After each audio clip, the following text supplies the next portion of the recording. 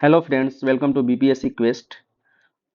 ये फरवरी मंथ का करेंट अफेयर है जो कि बीपीएससी 70th के लिए इम्पोर्टेंट है। इसमें क्या किया गया है, जो विजन का मंथली मैगजीन आता है उससे जो भी इम्पोर्टेंट करेंट अफेयर है उसको एक साथ कंपाइल किया गया है शॉर्ट नोट्स के फॉर्म में, और ये रिटन हैंड रिटन है।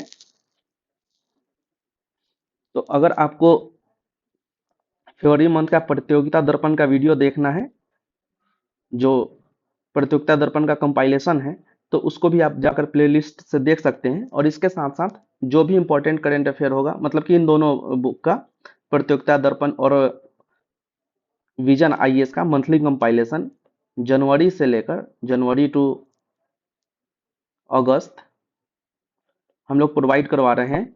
तो आप हमारे प्लेलिस्ट से ये सारे वीडियो आज आप देख सकते हैं। तो चलिए शुरू करते हैं पहला करंट अफेयर फर्स्ट टॉपिक के साथ। पहला है इलेक्ट्रल बॉन्ड स्कीम के बारे में है। तो देखिए अभी क्या हुआ कि सुप्रीम कोर्ट ने क्या किया कि जो इलेक्ट्रल बॉन्ड स्कीम था इसको स्टॉक डाउन कर दिया है, मतलब कि इलेक्ट्रल बॉन्ड को बैन कर दिया है। तो जो इंपॉर्टेंट फैक्ट्स है इलेक्ट्रल बॉन्ड्स के बारे में, उसके बारे में हम लोग जान लेते हैं। जैसे कि इलेक्ट्रल बॉन्ड 2017 में किया गया था, बजट में 2017 के बजट स्पीच में अनाउंस किया गया था। और ये इफेक्ट में कब आया था, ये इफेक्ट में आया था 2018 से। अब सबसे पहले तो हम लोग समझ लेते हैं कि इलेक्ट्रल बॉन्ड होता क्या है। देखिए इलेक्ट्रल बॉन्ड एक तरह का चेक है, मान लीजिए ये एक चेक है जिसमें न तो लेने वाले का नाम पता होता है न देने वाले का नाम पता होता है, मतलब इसमें किसी का नेम मेंशन नहीं होता है। बस यह जो बॉन्ड होता है 1000 के 10 मल्टीपल्स में ये बॉन्ड जारी किया जाता है। अभी देखिए इस बॉन्ड की जो वैलिडिटी होती है वो 15 डेज की होती है। 15 डेज की इसकी वैलिडिटी होती है, मतलब कि अगर ये बॉन्ड खरीद कर किसी को दिया जाता है तो 15 दिन के अंदर इस बॉन्ड को कैश करवाना होता है। और ये बॉन्ड किसी भी पार्टी को दिया जा सकता है, लेकिन एक कंडीशन है कि वो जिस पार्टी को ये बॉन्ड दिया जाता है वो सबसे पहले तो रजिस्टर्ड होना चाहिए 29A ऑफ आरपीए 1951 के थ्रू, और जो लास्ट इलेक्शन हुआ है लोकसभा इलेक्शन उसमें 1% वोट इसके पास होना चाहिए। तो ये क्राइटेरिया है बॉन्ड किसी पार्टी को देने का। ये दो क्राइटेरिया हम लोगों को याद रखना है कि 2017 में ये बॉन्ड मतलब कि आया था, बजट में इसको बताया गया था इसके बारे में। और 2018 से ये बॉन्ड इफेक्ट में आया था। 15 दिन की इसकी वैलिडिटी होती है। 1000 का क्रॉस 10 मल्टीपल में इस बॉन्ड को रिलीज किया जाता है। इसके साथ साथ 15 दिन के अंदर इस बॉन्ड को कैश करवाना होता है। तो ये था इलेक्ट्रल बॉन्ड के बारे में। चलिए next topic, regional branch of supreme court. अभी देखिए सुप्रीम कोर्ट का रीजनल ब्रांच खोलने का बात किया जा रहा है। तो जैसा कि अभी हम लोगों को पता है कि रीजनल जो सुप्रीम कोर्ट का जो ब्रांच है, अभी सिर्फ एक ब्रांच है, वो भी कहाँ है, ये है दिल्ली में। तो अभी देखिए पार्लियामेंट्री स्टैंडिंग कमेटी का रिपोर्ट आया था जिसमें बताया गया था कि judicial process and their reforms के बारे में बताया गया था कि क्या रिफॉर्म अभी करना चाहिए।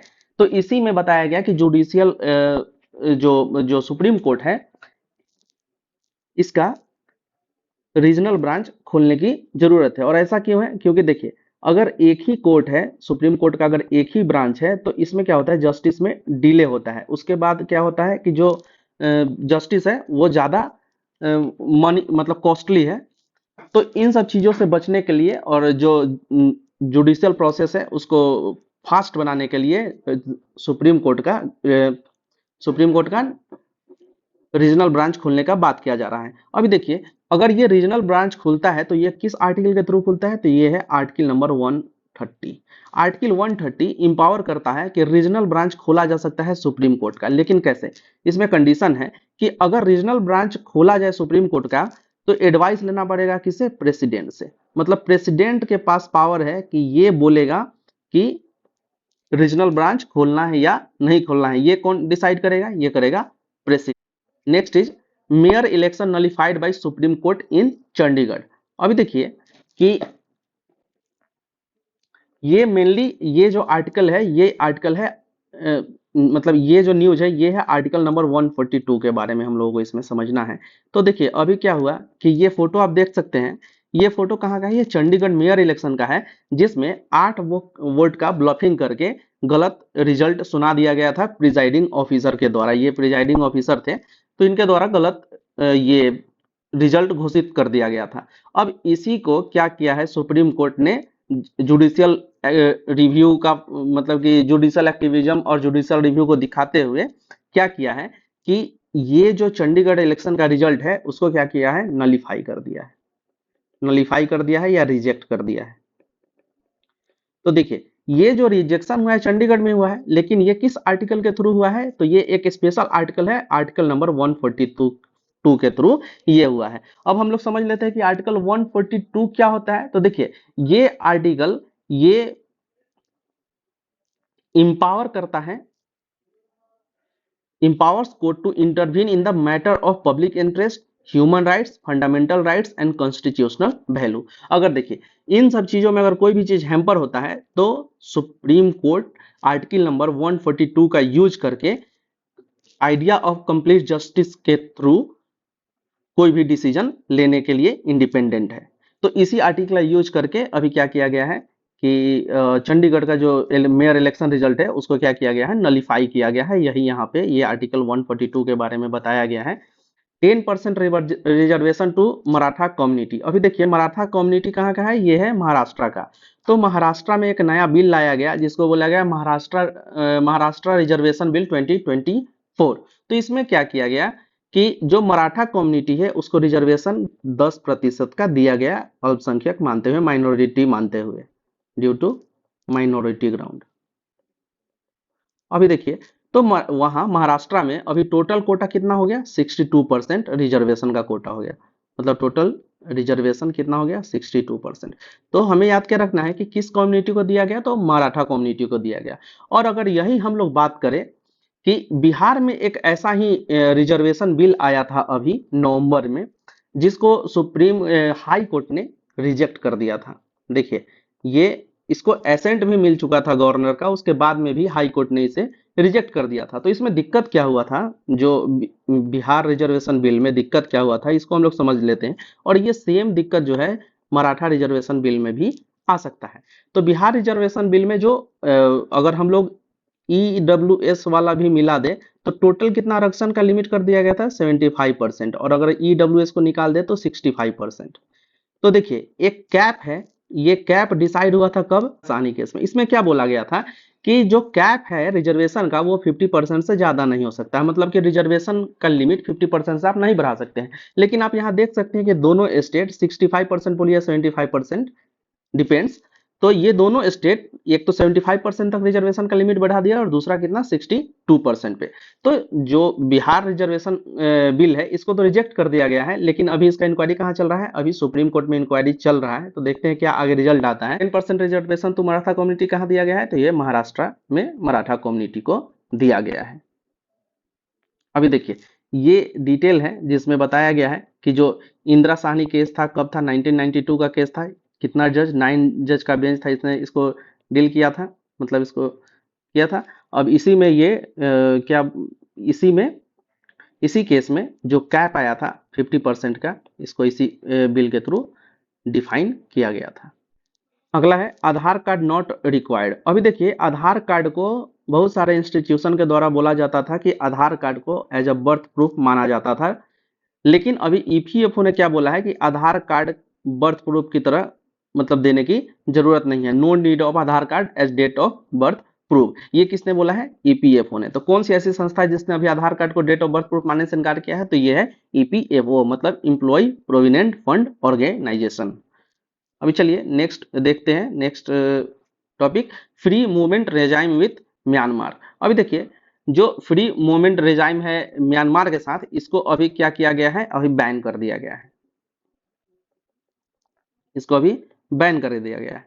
तो हम लोग देखते हैं कि फ्री मूवमेंट रेजाइम है क्या, और ये जो म्यांमार कंट्री के साथ है तो पहले ही बता चुके हैं। देखिए ये है इंडिया का मैप। अगर हम लोग नॉर्थ ईस्ट सेक्शन को अगर हम लोग देखते हैं, इंडिया को ये वाला सेक्शन अगर देखते हैं, तो ये तो हो गया अपना असम, और ये असम के ऊपर ये अरुणाचल प्रदेश, और अरुणाचल प्रदेश के नीचे 3 राज्य ये, और तो एक राज्य कौन सा हो गया, ये हो गया आपका नागालैंड, ये हो गया आपका मणिपुर, और ये हो गया आपका मिजोरम, और ये हो गया क्या, अरुणाचल प्रदेश। तो ये देखिए ये अरुणाचल प्रदेश, नागालैंड, मणिपुर और मिजोरम से किसका बॉर्डर लगता है? ये बॉर्डर लगता है म्यांमार का। और इस बॉर्डर का लेंथ कितना है? 1643 किलोमीटर। अभी देखिए ये जो बॉर्डर एरिया है, तो इस बॉर्डर एरिया के दोनों तरफ 16 किलोमीटर तक, 16 अप टू 16 किलोमीटर आने जाने के लिए किसी भी वीजा की जरूरत नहीं है, नो नीड ऑफ वीजा। इसी को बोलते हैं फ्री मूवमेंट रेजाइम, और ये किसके साथ है? म्यांमार के साथ है। अभी देखिए इसको अभी क्या किया गया है? बैन कर दिया गया है। तो बैन क्यों किया गया है? बैन करने का बहुत सारा कारण है, जैसे कि इलीगल माइग्रेशन हो रहा है, कहां से? म्यांमार से। इसके अलावा एथनिक क्लैश हुआ है जो म्यांमार में, या एथनिक क्लैश जो हुआ है अभी मणिपुर में, मणिपुर में हुआ था एथनिक क्लैश, और मिजोरम में यहाँ थाई सॉरी म्यांमार में हुआ था। तो ये भी एक कारण है कि इसको बैन कर दिया गया है। इसके अलावा एंट्री ऑफ सोल्जर्स हो रहा है कहां से? म्यांमार के बॉर्डर से, तो इसके लिए बैन कर दिया गया है। और नार्कोटिक सप्लाई भी आ रहा है म्यांमार से, तो इसके लिए इसको बैन कर दिया गया है। किसको? फ्री मूवमेंट रेजाइम को बैन कर दिया गया है। तो हम लोग को याद रखना है कि फ्री मूवमेंट रेजाइम जो है ये कितने किलोमीटर तक वैलिड है? तो बोथ साइड 16 किलोमीटर तक ये वैलिड है। अब किसके साथ था ये? तो म्यांमार के साथ था। और इसके साथ साथ म्यांमार इंडिया के कौन कौन से स्टेट के कौन कौन से स्टेट्स के साथ बॉर्डर बनाती है? तो ये है अरुणाचल प्रदेश, नागालैंड, मणिपुर और मिजोरम। मतलब 4 ऐसे स्टेट्स हैं जिसके साथ बॉर्डर बनाती है। देखिए ये नारकोटिक सप्लाई का अगर हम लोग बात करें, तो म्यांमार को अभी ओपियम का सबसे बड़ा लार्जेस्ट प्रोड्यूसर बताया गया है। तो यहाँ एक गोल्डन ट्रायंगल एग्जिस्ट करता है। इस गोल्डन ट्रायंगल ये क्या है? ये ओपियम प्रोड्यूसिंग स्टेट्स का, ये 3 स्टेट्स का एक ग्रुप है जिसको बोला जाता है गोल्डन ट्रायंगल। अब इसमें कौन कौन से स्टेट्स आ जाते हैं? एक तो है अपना लाओस आ गया, इसके अलावा आपका थाईलैंड आ गया, और ये तीसरा स्टेट जो है ये म्यांमार, मतलब ये म्यांमार आ गया। तो ये 3 स्टेट्स को मिलाकर यहाँ नारकोटिक्स वर्ल्ड में सबसे ज्यादा प्रोड्यूस होता है। इससे पहले कहाँ सबसे ज्यादा प्रोड्यूस होता था? ये होता था अफगानिस्तान में। लेकिन अभी अफगानिस्तान में जो भी अभी प्रीवियस हिस्ट्री जो अब देख रहे होंगे कि वहाँ पे जो भी मिलिट्री टेररिस्ट एक्टिविटी हुआ, जिसके कारण अफगानिस्तान में अभी नारकोटिक्स का एग्रीकल्चर अभी कम हो गया है। अब देखिए इसके अलावा कुछ इंपॉर्टेंट फैक्ट्स देख लेते हैं हम लोग म्यांमार के बारे में। जैसे कि इसकी जो सबसे मेन मेजर रिवर है ये है इरावदी रिवर, और ये क्या नॉर्थ से साउथ की तरफ फ्लो होती है। और इसके साथ साथ ये अकरियोमा रेंज की जो माउंटेन रेंज है ये भी कहाँ है? ये भी म्यांमार में है। और ये जो अकरियोमा रेंज है ये इंडिया के साथ, इसका इंडिया वर्सेस म्यांमार का बॉर्डर भी ये बनाती है। और देखिए अकरियोमा रेंज जो है इसकी सबसे हाईएस्ट पीक कौन सी है? तो ये है माउंट कनेडी। तो ये सब कुछ था फ्री रेजाइम के बारे में और Myanmar. Industrial road map with France and India. अभी देखिए फ्रांस और इंडिया के बीच में एक डिफेंस एग्रीमेंट साइन हुआ है। तो ये एग्रीमेंट साइन क्यों हुआ है? ताकि इंडिया फ्रांस के साथ मिलकर वेपन्स मतलब डिफेंस सेक्टर को मजबूत कर सके। इसमें बोला गया है कि को डिजाइन, को डेवलप एंड को प्रोड्यूस डिफेंस प्रोडक्ट्स इसका मेन एम है। एम क्या है? डिफेंस प्रोडक्शन ऑफ को डिजाइन, को डेवलप एंड को प्रोड्यूस। अभी देखिए फ्रांस का अगर हम लोग बात करें तो ये इंडिया के साथ इसका जो सिपरी का एक रिपोर्ट आया था जिसमें बोला गया है कि फ्रांस है इंडिया का second largest arm supplier. Second largest arm supplier, ये तो सेकेंड है कौन? फ्रांस। तो सबसे लार्जेस्ट आर्म सप्लायर इंडिया का कौन सा है? तो ये है रसिया। अब रसिया कितना? 36% आर्म सप्लाई करता है, और फ्रांस कितना करता है? 33% ऑफ आर्म सप्लाई करता है।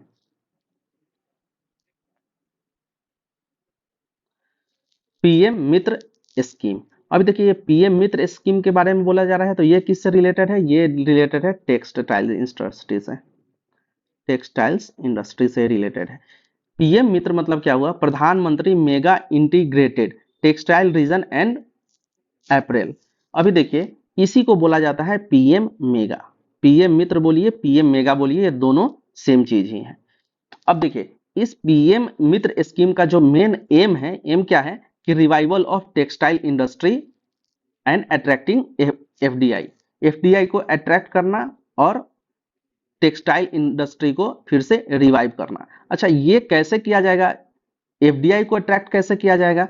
तो ये अट्रैक्ट किया जाएगा मेगा पार्क बनाकर, मेगा पार्क्स बनाकर, और economic zone, special economic AC जो जेड जोन जानते थे, ये एसी एस जोन के अंदर आएगा मेगा पार्क बनाकर। अभी देखिए, जो मेगा पार्क बनाया जाएगा ये टोटल कितना, ये 7 मेगा पार्क बनाया जाएगा पीएम मित्र के स्कीम के अंदर में। तो ये हम लोग देख लेते हैं कहाँ कहाँ ये पार्क बनाया जाएगा। तो हम लोग मैप पर एक बार देख लेते हैं। ये देखिए, एक तो बनाया जाएगा देखिए गुजरात में, यहाँ दूसरा बनाया जाएगा आपका जस्ट इसके नीचे महाराष्ट्र में, महाराष्ट्र में। तीसरा कहाँ? तमिलनाडु में। ये देखिए, ये है तमिलनाडु, तमिलनाडु में। चौथा ये तेलंगाना, ये वाला पोर्शन होना चाहिए, ये तेलंगाना में। इसके अलावा ये एमपी में, ये वाला पोर्शन मतलब एमपी में, और इसके बाद में ये बनेगा यूपी में, ये वाला पोर्शन। 7 पीएम मित्र पार्क हैं जो बनाया जाएगा, मतलब मेगा पार्क है जो बनाया जाएगा इंडिया के अंदर। और इस पार्क का जो एरिया होगा, एक पार्क का एरिया कम से कम 1000 एकड़ होगा, ये मिनिमम एरिया है। देखिए इतना बड़ा पार्क बनने वाला है। तो इस पार्क में क्या होगा कि एफडीआई को इनकरेज करने के लिए, अट्रैक्ट करने के लिए, साथ ही साथ इसमें रिवाइवल ऑफ टेक्सटाइल इंडस्ट्री के को एम करके ये पार्क बनाया जा रहा है। अब देखिए, ये जो पार्क होगा ये 5P मॉडल पे बेस्ड होगा। 5P मॉडल कहने का मतलब क्या हुआ? Farm to fibre, fibre to factory, factory to fashion, और फैशन टू फॉरेन। ये इसका 5P मॉडल है इस पार्क का। अभी देखिए, अगर टेक्सटाइल इंडस्ट्री की हम लोग बात कर रहे हैं तो अभी नेशनल हैंडलूम डे मनाया गया। ये कब मनाया जाता है? ये 7 अगस्त को मनाया जाता है। अच्छा, ये 7 अगस्त को ही क्यों मनाया जाता है? क्योंकि इसी दिन जो अपना स्वदेशी मूवमेंट था, स्वदेशी मूवमेंट था, इसको इसी दिन अनाउंस किया गया, मतलब स्टार्ट किया गया था 7 अगस्त 1905 को। तो देखिए, स्वदेशी मूवमेंट में जो इंडियन मेड जो क्लॉथ्स है उनको प्रमोट किया गया था, बाकी विदेशी क्लॉथ्स वगैरह का बायकॉट किया गया था। तो इसी दिन नेशनल हैंडलूम डे भी मनाया जाता है। अब ये नेशनल हैंडलूम डे के बारे में अभी मन की बात का जो 112वां जो एपिसोड था, मोदी के जी के द्वारा जो पॉडकास्ट किया गया, उसमें इसके बारे में, हैंडलूम डे के बारे में बात किया गया है। तो इस डेट को भी हम लोग याद रखेंगे। तो पीएम मित्र पार्क किससे रिलेटेड है? तो यह टेक्सटाइल इंडस्ट्री से। इसी को पीएम मेगा पार्क भी बोल सकते हैं। मेन इसका क्या है एम? अट्रैक्शन ऑफ एफडीआई, और इसके बाद रिवाइवल ऑफ टेक्सटाइल इंडस्ट्री। इसके साथ साथ ये पार्क कितने स्टेट में खोला जा रहा है? तो 7 स्टेट्स में खोला जा रहा है। और ये 7 स्टेट्स कौन कौन से हैं? Maharashtra, Gujarat, Telangana, MP, Karnataka, Tamil Nadu, UP. जैसे यूपी में लखनऊ, ऐसे करके ये आप देख सकते हैं। और ये तो इंपॉर्टेंट है एकदम कि याद रखना है हम लोगों को क्या, कि ये जो पार्क का एरिया है कम से कम 1000 एकड़ के एरिया में ये एक पार्क होना चाहिए।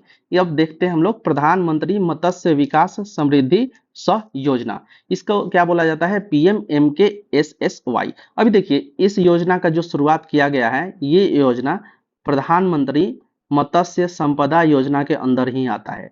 लेकिन प्रधानमंत्री मत्स्य संपदा योजना के अंदर ही एक नया योजना स्टार्ट किया गया है जिसको नाम दिया गया है PMMKSSY। अभी देखिए, ये जो योजना है इसको इम्प्लीमेंट कितने दिनों के लिए किया गया है? तो इसको 4 साल के लिए, फॉर 4 इयर्स। अब 4 साल कब से कब तक? 2023 से लेकर 2027 तक के लिए PMKSSY योजना को स्टार्ट किया गया है। अभी देखिए, ये यही लिखा हुआ है कि पार्ट ऑफ पीएम मत्स्य योजना। अभी देखिए, इसमें जो योजना का जो मतलब इस स्कीम का जो प्रोजेक्ट है, ये प्रोजेक्ट है कितने का? 6000 करोड़ का ये प्रोजेक्ट है। अब देखिए, 6000 करोड़ प्रोडक्ट को फंड कौन कर रहा है? तो एक तो वर्ल्ड बैंक फंड कर रही है और दूसरा प्राइवेट बैंक्स इसको फंड कर रहे हैं। तो 50% दोनों का इसमें शेयर होगा। तो 3000 करोड़ जो है इन्वेस्टमेंट किसका है? वर्ल्ड बैंक का। और 3000 करोड़ इन्वेस्टमेंट है किसका? तो यह है प्राइवेट बैंकिंग सेक्टर्स का है। जो छोटे छोटे प्राइवेट बैंक्स होते हैं उनका है इसमें इन्वेस्टमेंट। अच्छा, ये इन्वेस्टमेंट क्यों किया जा रहा है प्रधानमंत्री मत्स्य किसान समृद्धि योजना में? ताकि जो रिसर्च किया जा सके, प्रोडक्शन ऑफ फिशेस को बढ़ाया जा सके इंडिया के अंदर, इसके लिए इस योजना में इन्वेस्ट किया जा रहा है। और इसके साथ साथ को मतलब कि जो मत्स्य फिश प्रोडक्शन है उसको एमएसएमई के अंदर लाया जा सके, एज ए इंडस्ट्री इसको बनाने के लिए इस इन्वेस्टमेंट को किया जा रहा है। अब चलिए अगला देखते हैं, 100% एफडीआई इन स्पेस सेक्टर। अभी देखिए स्पेस सेक्टर में कितना परसेंट एफडीआई कर दिया गया है, तो ये 100% एफडीआई कर दिया गया है। देखिए ऐसा क्वेश्चन पहले भी बीपीएससी या प्रीवियस ईयर देख लीजिएगा क्वेश्चन बैंक, उसमें पूछा जा चुका है कि एफडीआई अगर कभी इंक्रीज डिक्रीज हुआ था तो उसमें 67 में, बीपीएससी 67 में ये पूछा गया था ऐसे ही। तो अभी स्पेस सेक्टर में एफडीआई कितना परसेंट हो गया है, 100% एफडीआई। लेकिन इसमें भी टर्म्स एंड कंडीशंस है, स्टार मार्क है इसमें भी। तो देखिए ये एफडीआई जो 100% अभी बोला गया है वो कितना हो सकता है, 49% टू 100% तक ये वैरी कर सकता है। तो देखिए एफडीआई जो आता है वो कैसे आता है, एक तो डायरेक्ट रूट से आता है और एक आता है गवर्नमेंट रूट से, और हाँ एक डायरेक्ट रूट आता है, एक गवर्नमेंट रूट से आता है। तो गवर्नमेंट रूट से अगर एफडीआई आता है तो इसमें कितना परसेंट हो सकता है, इसमें 100% हो सकता है। लेकिन अगर यही डायरेक्ट रूट से आता है तो इसमें कितना 49% से लेकर के 74% तक एफडीआई हो सकता है। तो ये हम लोग को याद रखना है डायरेक्ट और इनडायरेक्ट रूट का फंडा। और इसके अलावा जो बेसिक चीज है कि अभी कितना प्रतिशत एफडीआई कर दिया गया स्पेस सेक्टर में, हेनली पासपोर्ट इंडेक्स 2024। अभी देखिए हेनली पासपोर्ट इंडेक्स 2024 आ चुका है। इसमें क्या हुआ है कि जो भी पासपोर्ट का जो वर्ल्ड के जो भी पासपोर्ट है उसके स्ट्रेंथ को शो करता है ये हेनली पासपोर्ट इंडेक्स। अभी देखिए इसमें इंडिया का रैंकिंग कितना है, तो ये है 82। ये देखिए ये इंडिया का रैंकिंग यहाँ देख सकते हैं हम लोग, ये है 82। और इसमें देखिए ये हेनली पासपोर्ट इंडेक्स है, तो इसमें 6 कंट्री नंबर टॉप पोजीशन पे है, नंबर 1 पोजीशन पे है। कौन कौन सा है, Japan, Singapore, Italy, Spain, Germany और फ्रांस होना चाहिए, फ्रांस, ये फ्रांस है। तो ये 6 कंट्रीज है टॉप पोजीशन पे, मतलब नंबर 1 पोजीशन पे। और इंडिया का पोजीशन कितना है, 82। और ये पोजीशन इंप्रूव हुआ है पहले से, पहले शायद 85 था, तो ये इंप्रूव होकर अभी कितना हुआ है, 82 हुआ है। और ये टोटल कितना कंट्री इसमें भाग लिया था, इसमें इस इंडेक्स बनाने में, तो 191 कंट्री को इसमें शामिल किया गया था। Insurance sector performance report. अभी देखिए इंश्योरेंस सेक्टर परफॉर्मेंस रिपोर्ट लाया गया, किसके द्वारा लाया गया, तो ये लाया गया पार्लियामेंट्री स्टैंडिंग कमेटी के द्वारा ये रिपोर्ट लाया गया। इसमें देखिए इसमें क्या बताया गया है कि जो पार्टिसिपेशन है इंश्योरेंस सेक्टर का, मतलब कितना प्रतिशत पॉपुलेशन जो है इंश्योरेंस करवा रही है इंडिया के अंदर, इसके बारे में इस रिपोर्ट में बताया गया है। और ये भी बताया गया है कि जो इंश्योरेंस सेक्टर है इसको इंप्रूव किया जाना चाहिए। तो इस पर एक रिपोर्ट आया है पार्लियामेंट्री स्टैंडिंग कमेटी का, इस रिपोर्ट को हम लोग देख लेते हैं। अभी देखिए इस रिपोर्ट में क्या बोला गया है कि जो अभी करेंट में जब रिपोर्ट आया तो इंडिया के अंदर इंश्योरेंस कितना प्रतिशत लोग करवाते हैं, 4.2% लोग, परसेंटेज। और यही अगर ग्लोबल मार्केट में हम लोग बात करें तो 7% लोग इंश्योरेंस करवाते हैं। अभी देखिए ग्लोबल लेवल पर इंडिया का पोजीशन कितना है, 10th। इंश्योरेंस सेक्टर में इंडिया का पोजीशन ग्लोबल लेवल पर कितना है, 10%। अभी देखिए जो इंश्योरेंस सेक्टर को जो हैंडल करती है, मतलब इसकी जो नोडल एजेंसी है, इसका नाम क्या है, IRDAI। ये भी क्वेश्चन बीपीएससी में पहले पूछा जा चुका है। जो न्यू पेंशन स्कीम वाला क्वेश्चन होगा आप एक बार देखिएगा, ये भी होना चाहिए, 67-68 का ये क्वेश्चन होना चाहिए। तो इसको पूछा गया था न्यू पेंशन स्कीम से जोड़कर IRDAI के बारे में। तो देखिए इंश्योरेंस सेक्टर को कौन सी इंस्टीट्यूशन रेगुलेट करती है, कौन सी नोडल एजेंसी इसकी, तो इसका नाम है IRDAI। इसका फुल फॉर्म अगर हम लोग देख लें, insurance regulatory and development authority of India. और ये कब बना था, 1999 में। और यह एक स्टैच्यूटरी बॉडी है, कॉन्स्टिट्यूशनल बॉडी नहीं है, मतलब ये लीगल तो है लेकिन लेकिन ये कॉन्स्टिट्यूशनल नहीं है। अभी देखिए इसके साथ हम लोग एक और न्यूज देखते हैं जो आज का ही न्यूज है। आज कहने का मतलब कि 7 अगस्त को ये वीडियो शूट हो रहा है, तो ये 7 अगस्त का ये न्यूज है कि मेडिकल सेक्टर में इंश्योरेंस में जो 18% जीएसटी लगता है, 10% जीएसटी ऑन इंश्योरेंस, इसको कम करने का बात किया जा रहा है और इसको कम करने के लिए प्रोटेस्ट चल रहा है। ये प्रोटेस्ट कौन कर रहे हैं? ऑपोजिशन पार्टी कर रहा है। तो ये एक हॉट टॉपिक है, इसलिए मतलब कि न्यूज में है लगातार। तो इस वाले जो पार्लियामेंट्री कमेटी का, जो स्टैंडिंग कमेटी का जो रिपोर्ट है, इसको हम लोग ध्यान में रखेंगे। अब चलिए स्मार्ट सिटी मिशन रिपोर्ट। अभी देखिए स्मार्ट सिटी मिशन रिपोर्ट लाया गया। ये भी किसका रिपोर्ट है? ये भी पार्लियामेंट्री स्टैंडिंग कमेटी का रिपोर्ट है। इस रिपोर्ट में बात किया गया कि जो स्मार्ट सिटी मिशन लॉन्च किया गया था और इसमें जो कितना 100 सिटीज को टारगेट किया गया था डेवलप करने का, तो इसमें अभी कितना प्रोग्रेस हुआ है। चलिए तो देखते हैं कि अभी जो स्मार्ट सिटी मिशन, सबसे पहले हम लोग देखते हैं कि ये लॉन्च कब हुआ था। ये लॉन्च हुआ था 25 जून 2015 को, 25 ऑफ जून 2015 को। अब टारगेट क्या था कि 100 स्मार्ट सिटी को, मतलब 100 स्मार्ट सिटीज बनाना पूरे देश के अंदर। अभी देखिए इसमें बिहार में टोटल 4 2023 तक इसको कंप्लीट करना था, लेकिन 2023 में कंप्लीट नहीं हुआ, तो इसको फिर क्या किया गया, जून 2024 तक एक्सटेंड कर दिया गया। अभी न्यूज क्या है कि अभी इसको फिर से 2025 तक के लिए एक्सटेंड कर दिया गया है इस स्मार्ट सिटी मिशन को। अभी देखिए इस रिपोर्ट में और एक चीज पाया गया कि जो 100% इंप्लीमेंट करने वाला जो एकलौता शहर है स्मार्ट सिटी मिशन को, तो वो है कौन? मदुरई। तो ये नाम हम लोगों को याद करना है कि 100% implementation of smart city mission has been done in which district या सिटी, तो ये है मदुरई। तो मदुरई का नाम हम लोग को याद रखना है। साथ ही साथ ये एक्सटेंशन कब तक का हुआ है इसको हम लोग को देख लेना है। ये करेंट का न्यूज है, ये आप एक बार चेक भी कर लेंगे कि इसमें मंथ कौन सा है। चलिए आगे देखते हैं। Next is India signed bilateral investment treaty with UAE.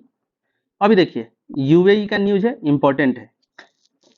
तो देखिए अभी यूएई के साथ इंडिया क्या बाइलेटरल इन्वेस्टमेंट ट्रीटी साइन किया है। तो इस बाइलेटरल इन्वेस्टमेंट ट्रीटी में क्या क्या है हम लोग इसको देख लेते हैं। जैसे कि इसमें क्या किया जाएगा, इंटरलिंक ऑफ पेमेंट यूपीआई किया जाएगा। इसके अलावा कार्ड का इंटरलिंक किया जाएगा। एलएनजी, सीएनजी और क्रूड ऑयल के सप्लाई को इसमें मतलब प्रोसेस किया जाएगा। इसके साथ साथ जो आईएमईसी मतलब India middle east economic corridor है, उसको भी इस बायलैटरल इन्वेस्टमेंट ट्रीटी में शामिल किया गया है। अभी देखिए इंटरलिंक ऑफ यूपीआई को हम लोग सबसे पहले देख लेते हैं। तो इसमें 2 यूपीआई को इंटरलिंक करना है ताकि जो पेमेंट सर्विसेज है यूएई के अंदर वो आसान हो सके। मतलब इंडियन करेंसी में भी शायद पेमेंट हो सकता है इससे। तो इस पेमेंट को आसान करने के लिए 2 यूपीआई को एक साथ मर्ज किया जा रहा है। तो इंडिया का यूपीआई है, इसका नाम क्या है? यूपीआई ही है। और जो यूएई का यूपीआई है, इसका नाम क्या है? आनी, AANI। तो ये नाम हम लोग को याद रखना है कि ये कौन कौन से 2 यूपीआई है। इसके अलावा डोमेस्टिक कार्ड को इंटरलिंक किया जा रहा है। तो जो इंडिया का कार्ड है वो कौन सा कार्ड है? ये रुपे कार्ड है। और जो यूएई का कार्ड है वो क्या है? जयवान कार्ड है। तो इन दोनों का नाम हम लोग को याद रखना है। अभी देखिए एलएनजी, सीएनजी और क्रूड ऑयल के सप्लाई तो करेगा ही यूएई के साथ इंडिया। इसके अलावा यहाँ एक और चीज है IMEC, India middle east economic corridor. इसमें क्यों यूएई इन्वेस्ट करना चाहता है? क्योंकि ये जो रूट है, मतलब ये रूट जो जाती है नॉर्थ वेस्ट की तरफ, तो ये जाती है कहाँ कहाँ से? यूएई से, सऊदी अरेबिया से, इजराइल से होते हुए ये रूट ग्रीस पहुंचती है। मतलब कि यूरोप को कनेक्ट करती है ये इंडिया के पोर्ट से via UAE, Saudi Arabia, Israel and Greece. तो इससे यही कारण है कि आईएमईसी प्रोजेक्ट में यूएई भी इन्वेस्ट कर रहा है। तो ये बाइलेटरल इन्वेस्टमेंट ट्रीटी किसके बीच साइन हुआ है? तो यूएई और इंडिया के बीच में साइन हुआ है। इसके अलावा एक और न्यूज है, हम लोग इसके साथ देख लेते हैं। ये है नेक्सस स्कीम। ये हम लोग एक बार फिर से डिस्कस करेंगे। कब? ये हम लोग करेंगे जून वाले करंट अफेयर में। ये जून का न्यूज है। तो नेक्सस स्कीम क्या है कि इसमें इसी तरह से जैसे यूपीआई को इंटरकनेक्ट किया गया है, किसके? यूएई और इंडिया की यूपीआई को, इसी तरीके से जो साउथ ईस्ट एशियन कंट्री है, तो इसके चार कंट्रीज अब प्लस इंडिया, एक 5 कंट्रीज के यूपीआई को एक साथ मर्ज किया गया जाएगा। अभी क्या है, ये 4 कंट्रीज में तो ऑलरेडी ऑपरेटिव है। इंडिया साइन कर चुका है ट्रीटी, लेकिन ये 2026 से यूपीआई को मर्ज करके ऑनलाइन आएगा इंडिया। तो ये किस स्कीम के थ्रू हो रहा है? तो ये नेक्सस स्कीम के थ्रू ये चीज हो रहा है। और ये कहाँ है? साउथ ईस्ट एशियन कंट्री में है। इसके बारे में डिटेल हम लोग जून वाले में देखेंगे। अभी आगे चलते हैं। अभी देखिए, एक्सपेंशन ऑफ ब्रिक्स, ये एक इंपॉर्टेंट न्यूज है, क्योंकि ब्रिक्स हम लोग जानते हैं कि 2006 में बना था ब्रिक्स। और ब्रिक्स बनने के बाद में पहले तो ये क्या था? ब्रिक था, BRIC, मतलब ब्राजील, रसिया, इंडिया और चाइना था। था कि आई थिंक, हाँ ये 2010 में यहाँ लिखा हुआ है, ये 2010 में साउथ अफ्रीका भी इसका मेंबर बन गया था। अभी देखिए, ये इतने 2010 के बाद में 2006 में बना, 9 में पहला इसका मीटिंग हुआ, 10 में साउथ अफ्रीका को इंक्लूड किया गया, और ये अब जाकर 2023 में इसमें और भी 5 कंट्रीज को इसमें ऐड कर लिया गया है। तो इसलिए ये न्यूज इंपॉर्टेंट है, मतलब एक्सपेंशन ऑफ ब्रिक्स अभी किया गया है। तो इसको हम लोग एक बार देख लेते हैं कि कौन कौन से कंट्रीज इसके अंदर आते हैं। तो सबसे पहले हम लोग कंट्री का ही नाम देख लेते हैं। देखिए, इसमें ऐड किया गया किसको? 5 मोर कंट्रीज को। किसको? यूथोपिया को, इजिप्ट को, यूएई को, सऊदी अरेबिया को और ईरान को। देखिए एक बार मैं मैप पे दिखाता हूं आपको। ये जो रेड कलर में शो किया हुआ है, ये पुराना मेंबर है। जैसे कि यहाँ ब्राजील हो गया, रसिया हो गया, चाइना हो गया, इंडिया हो गया, और ये साउथ अफ्रीका हो गया। इथोपिया, इजिप्ट, ये रहा सऊदी अरेबिया, ये रहा ईरान, और ये रहा आपका अर्जेंटीना। अर्जेंटीना। अभी देखिए, ये जो 5 कंट्री जोड़ा गया है, इसका लिस्ट तो हम लोग देख लिए, लेकिन अभी एक न्यूज है इसमें इंपॉर्टेंट क्या बनता है कि अर्जेंटीना भी इसमें शामिल हुआ था ब्रिक्स में। जो ब्रिक्स है इसमें अर्जेंटीना भी शामिल हुआ था, लेकिन अर्जेंटीना ने बाद में क्या बोला कि हम ब्रिक्स को ज्वाइन नहीं कर पाएंगे। तो क्वेश्चन ये बनता है कि कौन सी ऐसी कंट्री है जिसने ब्रिक्स को ज्वाइन करने से ब्रिक्स को ज्वाइन करने का जो प्रोसेस है उसको रिजेक्ट कर दिया था?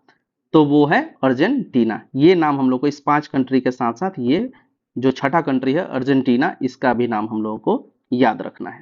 जो अब टोटल कितने नेशंस है? तो टोटल 10 नेशंस है। तो 10 नेशंस बनने के बाद ब्रिक्स में जो हेर फेर हुआ है, तो उसको हम लोग एक बार देख लेते हैं। जैसे कि इसका जो पॉपुलेशन है अब 41% ऑफ वर्ल्ड पॉपुलेशन हो चुका है। इसका जो जीडीपी है 24% ऑफ वर्ल्ड जीडीपी हो चुका है। साथ ही साथ इसका जो ट्रेड है 16% ऑफ वर्ल्ड ट्रेड हो चुका है। अच्छा देखिए, अभी कोई भी ऑर्गेनाइजेशन के बारे में पढ़ेंगे तो ये वाला डिटेल हम लोग पढ़ेंगे कि उसका क्या ग्लोबल लेवल पर उसका क्या इम्पैक्ट है। तो मतलब कि उसका पॉपुलेशन कितना है, जीडीपी कितना है और ट्रेड कितना करता है, तो इसको हम लोग देख के चलेंगे, क्योंकि बीपीएससी 69th में ऑलरेडी ये पूछ चुका है। तो देखिए, इस बार जो इंपॉर्टेंट ऑर्गेनाइजेशन होगा उसमें एक नाटो का भी नाम आप ऐड कर लीजिए, क्योंकि नाटो को बने हुए अभी कितना टाइम हो गया है? 75 ईयर्स हो चुका है।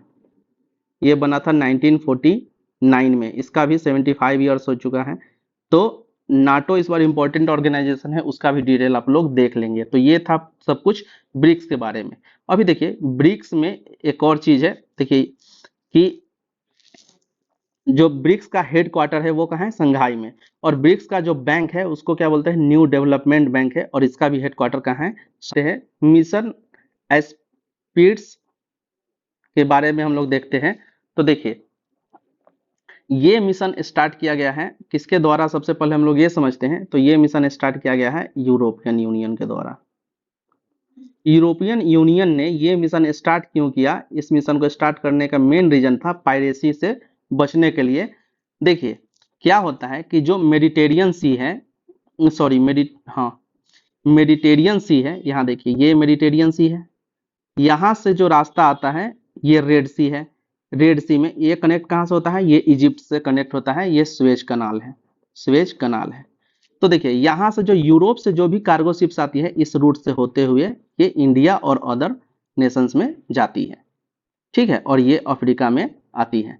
इसके अलावा इंडिया का यूरोपियन कंट्री का एक और ट्रेड रूट है ये वाला, गल्फ ऑफ मंदेब से ये सऊदी अरेबिया वाले ये इस वाले पोर्शन में पहुंचती है। एशियन मतलब कंट्री को, मतलब कि ये जो है मिडिल ईस्ट सेंट्रल एशिया वाली जो कंट्रीज है इसको अप्रोच करती हैं इस रूट से, और इस रूट से किसको, अफ्रीकन को, यहाँ वाले रूट से। तो देखिए इन दोनों सीज में, जैसे रेड सी में और ये गल्फ ऑफ सऊदी अरेबिया वाला जो पोर्शन है, तो इस पोर्शन में क्या होता है, पायरेसी बहुत ज्यादा होता है। और ये पायरेसी कौन करता है, तो एक ग्रुप का नाम मैं बताता हूं, बहुत ही इंपॉर्टेंट है अभी, हाउथी ग्रुप। और हाउथी ग्रुप कहाँ का ग्रुप है, ये है ग्रुप यमेन का। तो देखिए इसी ग्रुप के आतंक से बचने के लिए एक मिशन लॉन्च किया गया है, इसी मिशन का नाम क्या लिखा गया है, मिशन एस्पाइड्स। किसके द्वारा लॉन्च किया गया है, तो यूरोपियन यूनियन के द्वारा ये मिशन लॉन्च किया गया है, ठीक है। अभी देखिए यूरोपियन यूनियन का अगर हम लोग बात करें तो इसमें कितने मेंबर्स है, इसके 27 मेंबर्स है यूरोपियन यूनियन के। और यूरोप में टोटल कंट्रीज कितना है, तो 44 कंट्री है यूरोप के अंदर, जिसमें से 27 मेंबर यूरोपियन यूनियन के हैं। तो गल्फ, ये हॉर्मुज स्ट्रेट बता ही दिया, मंदेव वाला बता ही दिया, और ये कहाँ कैसे ट्रेड रूट है बता दिया, तो ये एंटी पायरेसी के खिलाफ है ये भी बता दिया। तो यही है, ये मिशन जो है किस चीज के लिए है, तो एंटी पायरेसी, मतलब कि पायरेसी से बचने के लिए मिशन लॉन्च किया गया है। किसके द्वारा लॉन्च किया गया है, यूरोपियन यूनियन के द्वारा। अभी देखिए एक ऐसा ही मिशन चल रहा है किसके थ्रू, तो वो लॉन्च किया है अमेरिका ऑल्सो, अमेरिका। और अमेरिका ने ये जो मिशन लॉन्च किया है ये भी सेम सेम मतलब कि इसी वाले एरिया में, जो रेड सी वाला एरिया है और गल्फ ऑफ सऊदी अरेबिया वाला जो एरिया है, इसी वाले रीजन में ये मिशन भी अमेरिका द्वारा लॉन्च किया गया है, और ये भी एंटी पायरेसी मिशन है। तो दो कंट्रीज है जो एंटी पायरेसी मिशन चला रही है, एक तो यूरोपियन यूनियन और दूसरा अमेरिका। इस चीज को हम लोग को याद रखना है इस वाले सेक्शन के लिए, ये फिगर इंपॉर्टेंट है, इसको ध्यान रखिएगा। राष्ट्रीय उद्यमिता विकास परियोजना RUVP। अभी देखिए राष्ट्रीय उद्यमिता विकास परियोजना है, ये तो सबसे पहले देखते हैं कि स्टार्ट किसके द्वारा किया गया, तो ये है ministry of skill development and entrepreneurship के द्वारा ये मिशन स्टार्ट किया गया है। इसका मेन एम क्या होगा इस मिशन का, ये बाय 22 वीक्स का ट्रेनिंग प्रोवाइड करवाना, किसको, जो PM स्वनिधि स्कीम के जो बेनिफिशियरी है इनको 22 वीक्स का ट्रेनिंग प्रोवाइड करवाना इस परियोजना का मेन एम है। अभी देखिए ये ऐसा क्यों किया जा रहा है, क्योंकि PM स्वनिधि स्कीम जो था इसके अंदर जो स्ट्रीट वेंडर्स थे, जो स्ट्रीट वेंडर्स थे, स्ट्रीट वेंडर्स को क्या किया गया था, फाइनेंशियल असिस्टेंट प्रोवाइड करवाया गया था। अब ये असिस्टेंट कितने का था, 10,000 का, 20,000 का और 50,000 का, और ये ब्याज फ्री था, मतलब कि ये टैक्स फ्री था ये जो असिस्टेंट था। अभी देखिए ये तो एक अलग टॉपिक है, लेकिन जो PM स्वनिधि के बेनिफिशियरी है उनको ये 22 डेज का ट्रेनिंग प्रोवाइड करवाया जा रहा है, और ये ट्रेनिंग उनके स्किल को अप स्किल करने के लिए और ही साथ साथ री स्किल करने के लिए, मतलब कि एडवांसमेंट, उनके स्किल एडवांसमेंट के लिए ये प्रोग्राम चलाया जाएगा। अब देखिए जो राष्ट्रीय उद्यमिता विकास परियोजना है इसमें टारगेट क्या किया गया है कि इंपॉर्टेंट, कि 40% फीमेल के पार्टिसिपेशन का टारगेट किया गया है। अभी देखिए एक इंपॉर्टेंट चीज और बताता हूं कि जो MG नरेगा स्कीम था इसमें वीमेंस का पार्टिसिपेशन कितना है, 56%। ये तो ऐसी बहुत कम योजनाएं होती है जिसमें वीमेंस का इतना पार्टिसिपेशन होता है, तो इसलिए हम लोग इस पॉइंट को ध्यान रखेंगे। एक तो है MG नरेगा और दूसरा क्या है, राष्ट्रीय उद्यमिता विकास परियोजना। इसमें 40% और 56% इसमें टारगेट रखा गया है, तो इस चीज को हम लोग याद रखेंगे। अभी देखिए जो एडिशनल इन्फॉर्मेशन है वो आपको प्रोवाइड करवाया जा रहा है कहाँ से, करेंट अफेयर जो अभी करंट में चल रहा है, मतलब अगस्त में जुलाई में जो चल रहा था उसको यहाँ पे दिया जा रहा है, कोई इधर उधर की बातें नहीं है। तो क्या कीजिएगा कि अगर आप चाहें तो जो करेंट अफेयर हम लोगों का डेली प्रोग्राम चलता है तो उसमें आप उसको आप देख सकते हैं। UPI services in neighbouring country. अभी देखिए जैसे कि यूपीआई सर्विसेज कहाँ स्टार्ट किया गया, एक तो अभी मैंने बताया था क्या कि मर्ज किया गया है यूपीआई को, कहाँ पे, यूएई में, दो यूपीआई, इसके यूपीआई का नाम क्या था, अन्नी, और इंडिया की यूपीआई को क्या किया गया था, मर्ज किया गया था। तो इसी तरीके से अभी इंडिया का यूपीआई लॉन्च किया गया है कहाँ, जो पड़ोसी राज्य हैं, मतलब पड़ोसी जो कंट्रीज है वहां पे लॉन्च किया गया है। तो ये दो कंट्री का नाम हम लोग देख लेते हैं, एक तो श्रीलंका में अभी यूपीआई को लॉन्च किया गया है और दूसरा मॉरिशस में। इसके साथ साथ एक कंट्री और मैं आपको बताता हूं, ये है फ्रांस। अभी देखिए फ्रांस में क्या हुआ, अभी G7 का मीटिंग हुआ था इटली में, आपको पता होगा। तो इसी में क्या हुआ, एक साइड मीटिंग हुआ किसका, इंडिया का फ्रांस के साथ। इस साइड मीटिंग में क्या बोला गया कि यूपीआई अपन लॉन्च करेंगे कहां से, आईफिल टावर से। तो आईफिल टावर से फ्रांस में यूपीआई को लॉन्च किया गया। तो पहला यूरोपियन कंट्री है, फर्स्ट यूरोपियन कंट्री जहां पे इंडिया का यूपीआई लॉन्च हुआ है, वो है कौन सा, फ्रांस। इसके साथ श्रीलंका में और मॉरिशस में तो हुआ है, यहाँ देख ही रहे हैं आप, और यूएई में भी हुआ है, ये भी देख रहे हैं। अब देखिए यूपीआई का इतना बात हो गया, तो हम लोग देखते हैं कि यूपीआई है क्या। यूपीआई एक पेमेंट इंटरफेस है जिसमें बहुत सारे बैंक्स को, ये बैंक 1, बैंक 2 और ये बैंक 3 है, इन सबको एक कॉमन प्लेटफॉर्म पे लाया जाता है और ट्रांजैक्शन को इजी बनाया जाता है। इसको हम लोग बोलते हैं यूपीआई, यूनिफाइड पेमेंट इंटरफेस। ठीक है। अभी देखिए ये यूपीआई डेवलप किसके द्वारा किया गया, तो ये एनपीसीआई के द्वारा डेवलप किया गया। और एनपीसीआई क्या है, ये है national payment corporation of India. तो यूपीआई किसके द्वारा बनाया गया है, ये एनपीसीआई के द्वारा बनाया गया है, और रेगुलेट भी किया जाता है किसके द्वारा, एनपीसीआई के द्वारा, और ये आरबीआई के गाइडलाइंस के थ्रू ही चलता है। अभी चलिए नेक्स्ट देखते हैं संगम और डिजिटल ट्विन इनिशिएटिव। अब संगम डिजिटल ट्विन इनिशिएटिव के बारे में बात किया जा रहा है। तो सबसे पहले हम लोग क्या देखेंगे, डिजिटल ट्विन्स होता क्या है, सबसे पहले हम लोग ये देख लेते हैं। तो बात अगर हम लोग डिजिटल ट्विन का करें तो ये क्या होता है, एक एक्यूरेटली डिजिटल रेप्लिका होता है किसी भी रियल ऑब्जेक्ट का। तो मान लीजिए कि जैसे कि अभी ये यहाँ एग्जाम्पल है, जैसे कि देखिए ये है एक प्लेन, ये प्लेन है क्या, ओरिजिनल एरोप्लेन जो है ये ओरिजिनल है। अगर इसके बारे में कुछ समझाना होगा या इस पर कुछ प्रोजेक्ट वगैरह दिखाना होगा तो क्या करेंगे, एक डिजिटल इसका रेप्लिका तैयार करेंगे। तो इस डिजिटल रेप्लिका के थ्रू जो सिमुलेशन वर्क है या जो प्रोजेक्ट वर्क है, इसको इसके थ्रू दिखाया जा सकता है। तो यही जो रियल ऑब्जेक्ट का, जो भी रियल ऑब्जेक्ट है उसका जो रेप्लिका बनता है, डिजिटल रेप्लिका, इसी को हम लोग बोलते हैं डिजिटल ट्विन्स। डिजिटल ट्विन्स क्या अभी इससे पहले बन चुका है, तो हाँ डिजिटल ट्विन्स बना है किसका, कुतुब शाही टॉम का बना हुआ है डिजिटल ट्विन संगम इनिशिएटिव है डिजिटल ट्विन इनिशिएटिव। ये किसके द्वारा स्टार्ट किया गया है, तो मिनिस्ट्री ऑफ टेलीकम्युनिकेशन के द्वारा इसको स्टार्ट किया गया है। और इसमें यूज क्या किया जाएगा कि एआई का यूज करके, अब मान लीजिए डिजिटल ट्विन बनाना है तो एआई का यूज से आसान हो जाएगा बनाना, डिजिटल ट्विन का यूज किया जाएगा। 5G 6G और जो भी इंटरनेट ऑफ थिंग्स जैसे चीज है, इन सब टेक्नोलॉजी को यूज करके ये डिजिटल ट्विन्स का बनाया जाएगा और इसके थ्रू सिमुलेशन किया जाएगा किसी भी प्लानिंग का या इंफ्रास्ट्रक्चर का। अभी सिमुलेशन एक वर्ड है, तो सिमुलेशन हम लोग समझ लेते हैं क्या होता है। देखिए सिमुलेशन होता है कि बिना रियल चीज को, मान लीजिए कि कोई बिल्डिंग है, अगर बिल्डिंग को हम लोगों को गिराना है, ये हम लोग एक्सप्लेन करना है बिल्डिंग गिरेगा कि नहीं गिरेगा, तो क्या करेंगे हम लोग, रियल में बिल्डिंग को तो गिरा के नहीं देखेंगे, इसका एक रेप्लिका तैयार करेंगे, रेप्लिका के तो इसमें बॉम्ब लगाएंगे, इसको गिरा देंगे और ये डिजिटली ये गिराएंगे इसको। तो इसी को सिमुलेशन बोलते हैं, मतलब ऐसा ही कुछ प्रोसेस होता है जिसको सिमुलेशन बोलते हैं। तो ये संगम डिजिटल ट्विन इनिशिएटिव के बारे में ये सब कुछ था।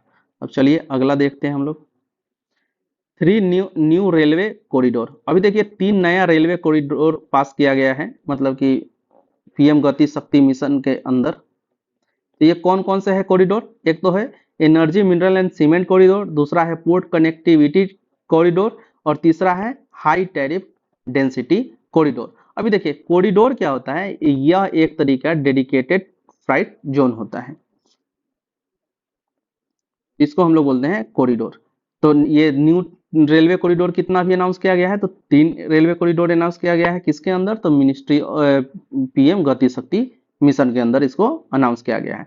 तो हम लोग देख लेते हैं पीएम गति शक्ति मिशन क्या है। देखिए पीएम गति शक्ति मिशन के थ्रू क्या अभी लॉन्च किया गया है, 3 न्यू रेलवे कॉरिडोर लॉन्च किया गया है। अभी देखिए पीएम गति शक्ति, इससे पहले भारतमाला जो प्रोजेक्ट था इसी के अंदर था, सागरमाला प्रोजेक्ट या उड़ान इनिशिएटिव जो था ये सब पीएम गति शक्ति के अंदर ही आता था। तो ये एक तरीके का क्या है, सर्विलांस रखता था किस पर, जो भी डेवलपमेंट हो रहा है इन मिशन जो प्रोजेक्ट्स है इनमें क्या डेवलपमेंट हो रहा है इस पर नजर रखने के लिए मिनिस्ट्री बनाया पीएम गति शक्ति। 5 ट्रिलियन इकोनॉमी गोल कब है कंप्लीट करना, तो ये है 2025 तक। तो ये पीएम गति शक्ति या फिर ये जो रेलवे कॉरिडोर है ये इसके अचीवमेंट में हेल्प करेगा। एलएनजी एज ट्रांसपोर्ट फ्यूल, अभी देखिए LNG as transport fuel use करने का बात किया जा रहा है, तो ऐसा क्यों है हम लोग इसको सबसे पहले समझ लेते हैं। अभी देखिए इंडिया के अंदर जो रोड ट्रैफिक है वो काफी तेजी से इंक्रीज हो रहा है। अब रोड पे गाड़ियां बढ़ रही हैं तो ऑब्वियसली जो फ्यूल का कंजप्शन है वो काफी ज्यादा बढ़ रहा है। इसके अलावा एक और टारगेट किया गया है कि 2050 तक जो ट्रकिंग सिस्टम है, ट्रकिंग मार्केट है इंडिया के अंदर, उसको 4 टाइम्स मतलब 4 टाइम्स इंक्रीज करने का बात किया जा रहा है। तो देखिए ये जैसे ही 4 टाइम्स इंक्रीज होगा तो फ्यूल का रिक्वायरमेंट ज्यादा होगा, तो हमें क्या करना होगा कि सस्ता मतलब जो चीप फ्यूल है उस पर हम लोगों को शिफ्ट होना होगा। तो इसीलिए LNG as a transport fuel use करने का बात किया जा रहा है। अब इसमें हेल्प कौन करेगा, तो ये नीदरलैंड एम्बेसी के हेल्प से इस मिशन को कंप्लीट किया जाएगा, मतलब एलएनजी को ट्रांसपोर्ट फ्यूल में कन्वर्ट करने का जो मिशन है इसको पूरा किया जाएगा। अब हम लोग देख लेते हैं एलएनजी क्या होता है। तो एलएनजी होता है लिक्विफाइड नेचुरल गैस। अभी देखिए जो एलएनजी है ये होता है कलरलेस होता है, नॉन टॉक्सिक होता है और अपीयरेंस में बिल्कुल क्लियर होता है, मतलब ट्रांसपेरेंट होता है। ठीक है, अभी देखिए एलएनजी जो होता है इसका फुल फॉर्म ही ऑलरेडी क्या है, लिक्विफाइड नेचुरल गैस, मतलब कि नेचुरल गैस का अगर लिक्विफिकेशन मतलब लिक्विफाई कर दें तो ये क्या बनता है, एलएनजी। तो नेचुरल गैस क्या होता है, नेचुरल गैस मतलब मीथेन मेनली, और भी हो सकता है ब्यूटेन वगैरह प्रोपेन वगैरह सब कुछ होता है, लेकिन इसमें नेचुरल गैस में मीथेन कितना होता है, अप टू 85% या इससे ज्यादा भी हो सकता है, इससे प्लस भी हो सकता है। तो ये तो बीपीएससी का फेवरेट क्वेश्चन ही आप समझते हैं इस चीज को, इसको बोलते हैं नेचुरल गैस। अब इसके लिक्विफिकेशन अगर इसका 100 -162 डिग्री सेंटीग्रेड पे कर दिया जाए तो यही बन जाता है क्या, एलएनजी, लिक्विफाइड नेचुरल गैस। अब इससे फायदा क्या होगा, इससे फायदा होगा इसके शिपिंग और स्टोरेज में आसानी होगा, इसीलिए इसको लिक्विफाई कर दिया जाता है। तो ये सब कुछ था एलएनजी के बारे में। और ये मीथेन, इसमें क्या होता है, मीथेन होता है, इथेन, प्रोपेन, ब्यूटेन, नाइट्रोजन भी कुछ पार्ट में हो सकता है। मेनली क्या होता है इसमें 85% टू 90% ऑफ मीथेन। संध्यक, अभी देखिए आईएनएस संध्यक को अभी तुरंत डिप्लॉय किया गया है, आईएनएस संध्यक डिप्लॉय किया गया है। तो हम लोग देखते हैं कि आईएनएस संध्यक क्या है, यह है एक तरीके का सर्विलांस वेसल, और ये first surveillance vessel of India है। इसको सिर्फ सर्विलांस के पर्पज से ही बनाया गया है, मतलब ये वार में काम नहीं आ सकता है, मतलब हेवी यूज में ये काम नहीं आ सकता है। तो टोटल कितना है surveillance vessel planning total deploy करने का, तो 4। तो इस 4 वेसल के सीरीज में ये पहला है जिसका नाम दिया गया है संध्यक,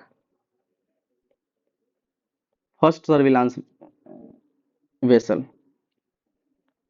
अभी देखिए इसमें क्या क्या इक्विप्ड होगा, तो इसमें हाइड्रोग्राफिक इक्विपमेंट्स होगा क्योंकि सर्विलांस के लिए जरूरी होता है। इसके अलावा इको बीम्स जैसे सेंसर्स वगैरह से ये लैस होगा।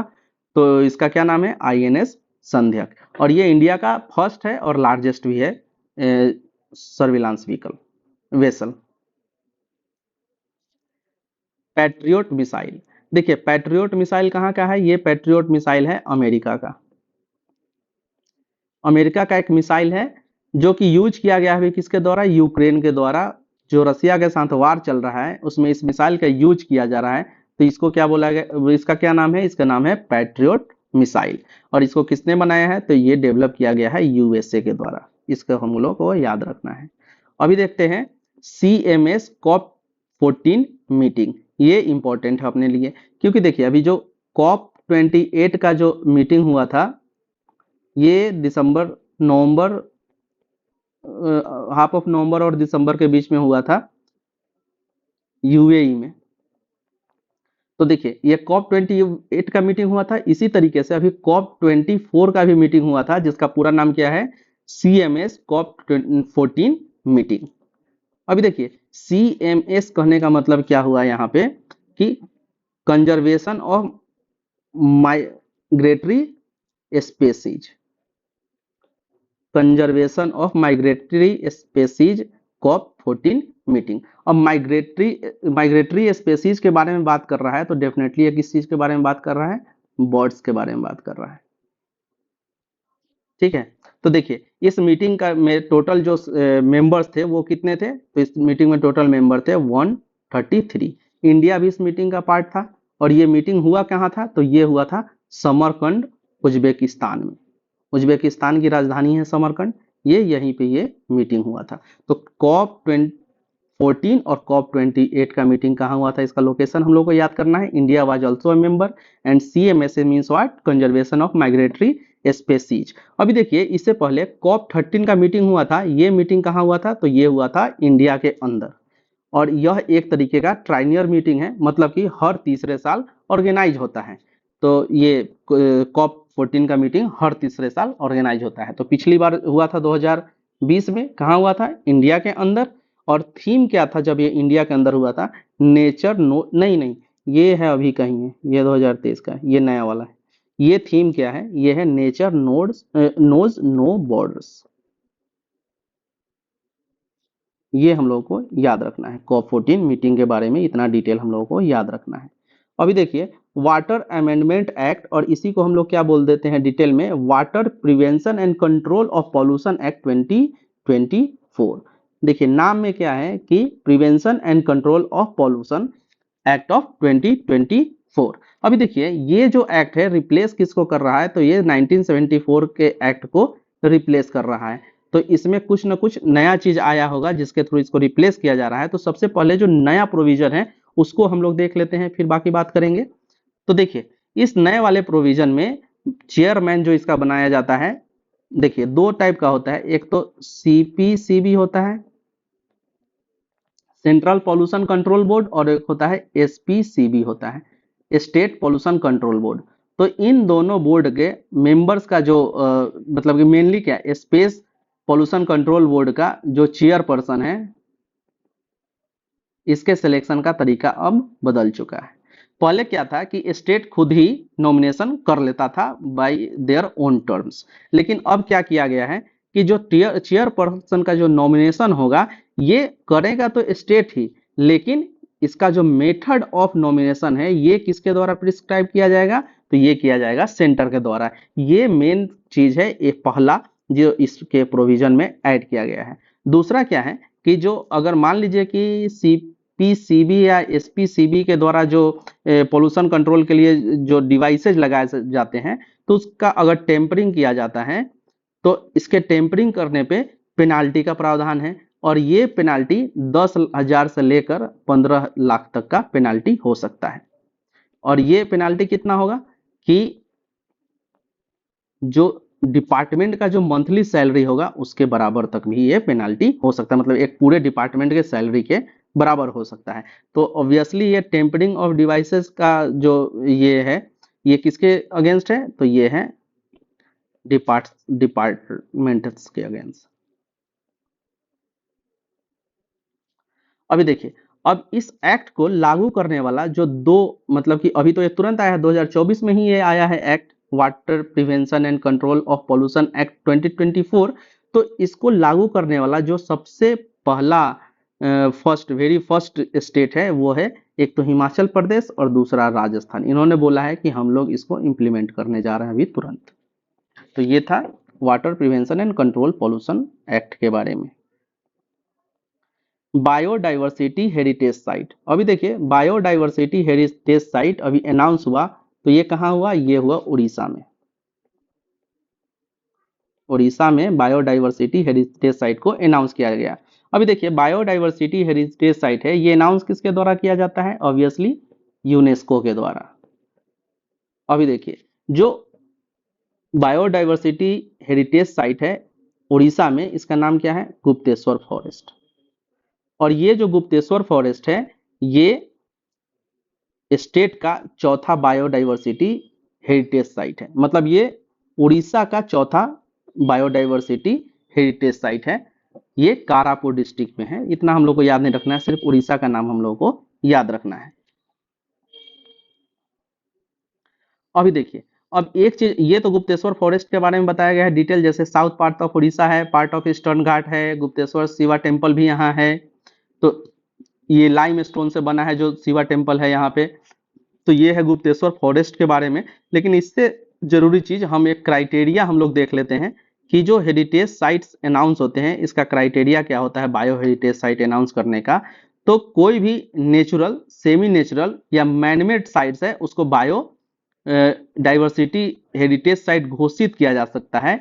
लेकिन ये डिपेंड करता है कि जिस एरिया को घोषित करना है बायोडाइवर्सिटी हेरिटेज साइट, तो उसमें बायोडाइवर्सिटी होना चाहिए, मतलब फ्लोरा और फौना उस एरिया में बहुत ही डाइवर्स होना चाहिए। तो इसको क्या अनाउंस किया जा सकता है, बायोडाइवर्सिटी हेरिटेज साइट अनाउंस किया जा सकता है।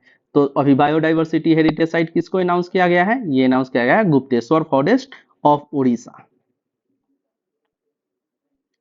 Next is Ramsar sites, important, ये बिहार में इस बार पूछेगा, ये मार्क कर लीजिए, ये बीपीएससी 70 का सवाल है। अभी देखिए रामसर साइट अभी कितना था, इससे पहले कितना था, मतलब कि पहले था कितना 75, इसमें अभी ऐड कर दिया गया है कितना, इसमें टोटल 7 इसमें एडिशन हुआ है, तो ये कितना बन गया है 82। अभी देखिए जो रिसेंट है, कर्नाटक से 3, बिहार से 2 और तमिलनाडु से 2 साइट्स को ऐड कर दिया गया है। तो जो सबसे रिसेंट साइट है वो है बिहार का 2, एक तो नागी और एक नकटी। अभी देखिए ये जो 2 साइट्स है, ये नागी नकटी बर्ड सेंचुरी 2 अलग अलग है, इन दोनों को रामसर साइट्स में ऐड किया गया है। तो रामसर साइट बिहार में अभी टोटल कितना हो गया, तो टोटल रामसर साइट इन बिहार हो गया अभी 3। एक तो कंवर ताल, जिसके बारे में बीपीएससी 67 पूछ चुका है, री एग्जाम में पूछा था। और अभी दूसरा कौन सा हो गया, नागी और नकटी। ये 3 रामसर साइट्स है कहाँ, बिहार के अंदर। तो देखिए ये जो कंवर ताल है, ये कहाँ है, ये है बेगूसराय में। और ये एक ऑक्सबो लेक है, और ये कहाँ है, बूढ़ी गंडक।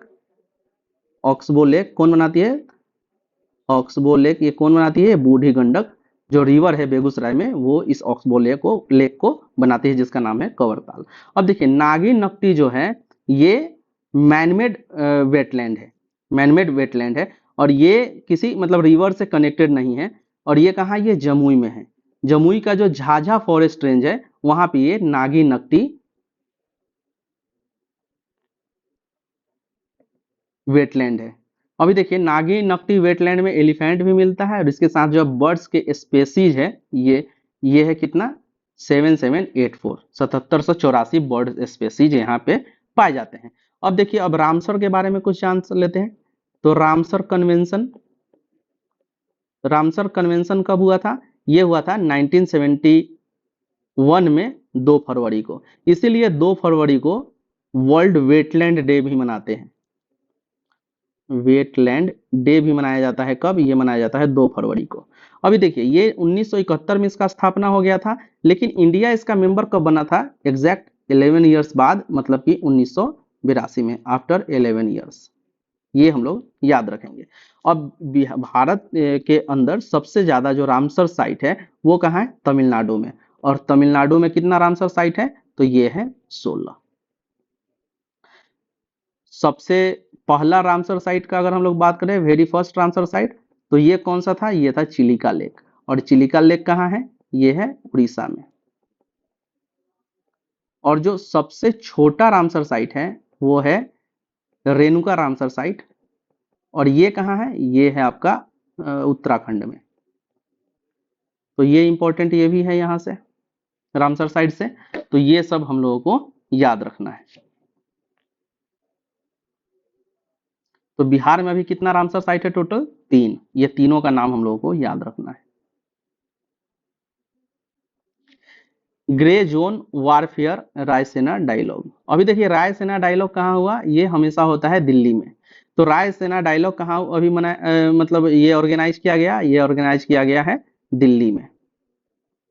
देखिए रायसेना डायलॉग जो है ये किसके द्वारा अटेंड किया जाता है, तो मिनिस्ट्री ऑफ एक्सटर्नल अफेयर्स के द्वारा अटेंड किया जाता है। इसके साथ साथ जो मिलिट्री के जो अपने चीफ ऑफ मिलिट्री स्टाफ होते हैं, चीफ ऑफ डिफेंस होते हैं, वो इसको मतलब उसको इसको अटेंड करते हैं। मतलब कि एक्सटर्नल अफेयर मिनिस्टर और मिनिस्ट्री ऑफ डिफेंस दोनों मिलकर इसको ऑर्गेनाइज करता है रायसीना डायलॉग को, और एवरी ईयर ये कहाँ, दिल्ली में ऑर्गेनाइज किया जाता है।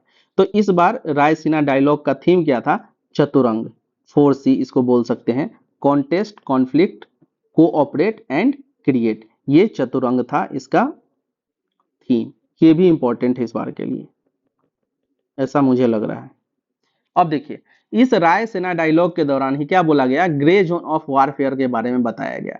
ये grey zone zone of warfare क्या है, एक तरीके का टैक्टिस है, एक तरीका टैक्टिस है वारफेयर का। अभी देखिए ग्रे जोन वारफेयर का मतलब क्या हुआ कि बिना युद्ध किए, मतलब बिना वार में गए किसी भी कंट्री को तबाह करना। अब ऐसा कैसे किया जा सकता है कि मान लीजिए कि जो अपना ही कंट्री का अपन बात करते हैं कि ये जो अरुणाचल प्रदेश वाला जो एरिया है, या ये जो उत्तराखंड वाला एरिया है, हिमाचल प्रदेश, उत्तराखंड, और ये जो अरुणाचल प्रदेश वाला ये जो एरिया है, इस इधर ये किसका बॉर्डर इससे लगता है, ये चाइना का बॉर्डर लगता है।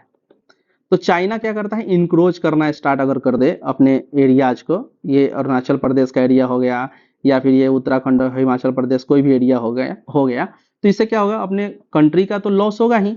तो इसी को बोला जाता है क्या, ग्रे जोन वारफेयर। अभी वार तो नहीं हुआ, लेकिन इकोनॉमिकली रूप से डैमेज करना स्टार्ट कर दिया हमारे कंट्री को, इसको बोलते हैं ग्रे जोन वारफेयर। इसी के बारे में बात किया गया है कब, रायसेना डायलॉग में।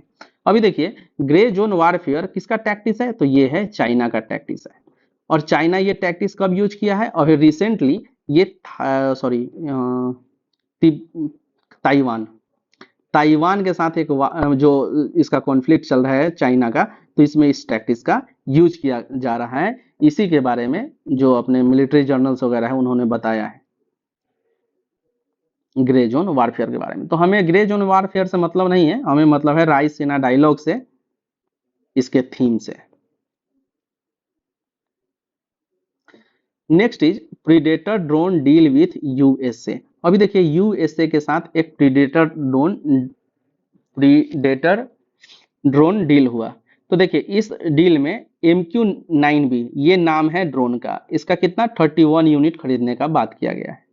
मतलब इस डील के through 31 unit MQ-9B predator drone USA से खरीदा गया है। ये एक तरीके स्काई गार्जियन ड्रोन होंगे, मतलब कि ये एयरफोर्स को दिया जाएगा। देखिए 16 यूनिट की दिया जाएगा एयरफोर्स को, और इसका 15 यूनिट दिया जाएगा किसको, नेवी को दिया जाएगा। अभी देखिए ये जो ड्रोन खरीदना है, इसमें रिसेंटली क्या हुआ है, अभी इसमें कुछ चेंजेस किए गए हैं इसमें। और ये चेंज कौन किया है, DAC। DAC पार्लियामेंट्री ग्रुप है, इन्होंने इस डील को चेंज कर दिया गया है। तो ड्रोन कितना 31 ड्रोन ही खरीदेगा, लेकिन इसके अलावा ये नेविगेशन सिस्टम भी खरीद रहा है किससे, अमेरिका से। तो ये करेंट का न्यूज है, इसको डिस्कस किया गया है किसमें, जो करेंट का डेली न्यूज का जो चलता है सीरीज, उसमें इस चीज को डिटेल में कवर किया गया है, वहां से आप देख सकते हैं। तो कुल मिलाकर क्या किया गया है, जो प्रीडेटर ड्रोन डील है उसको थोड़ा सा चेंज किया गया है। अब देखिए ये जो प्रीडेटर ड्रोन है ये क्या है, ये एक ड्रोन है जो कि लीथल पेलोड को कैरी कर सकता है। और इसको ऑपरेट कहां से किया जा सकता है, रिमोट एरिया से इसको, रिमोट एरिया से इसको क्या किया जा सकता है, ऑपरेट किया जा सकता है। अभी देखिए इसको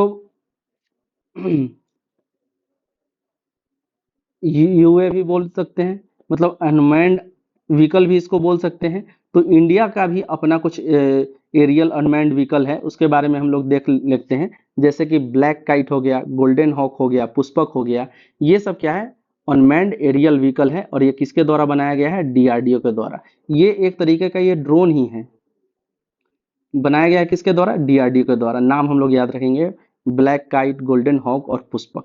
इसी तरह से एक नेत्रा है, ये कौन सा ड्रोन है, ये सर्विलांस ड्रोन है। Light weight unmanned aerial vehicle है for surveillance purpose, like his name, Netra. अभी इसके अलावा है रुस्तम। रुस्तम क्या है, medium altitude unmanned aerial vehicle है, और ये किसके लिए, आर्म फोर्स को दिया गया है। इसी की तरह से काउंटर ड्रोन सिस्टम भी डेवलप किया गया है किसके द्वारा, तो ये डीआरडीओ के द्वारा दिया गया है।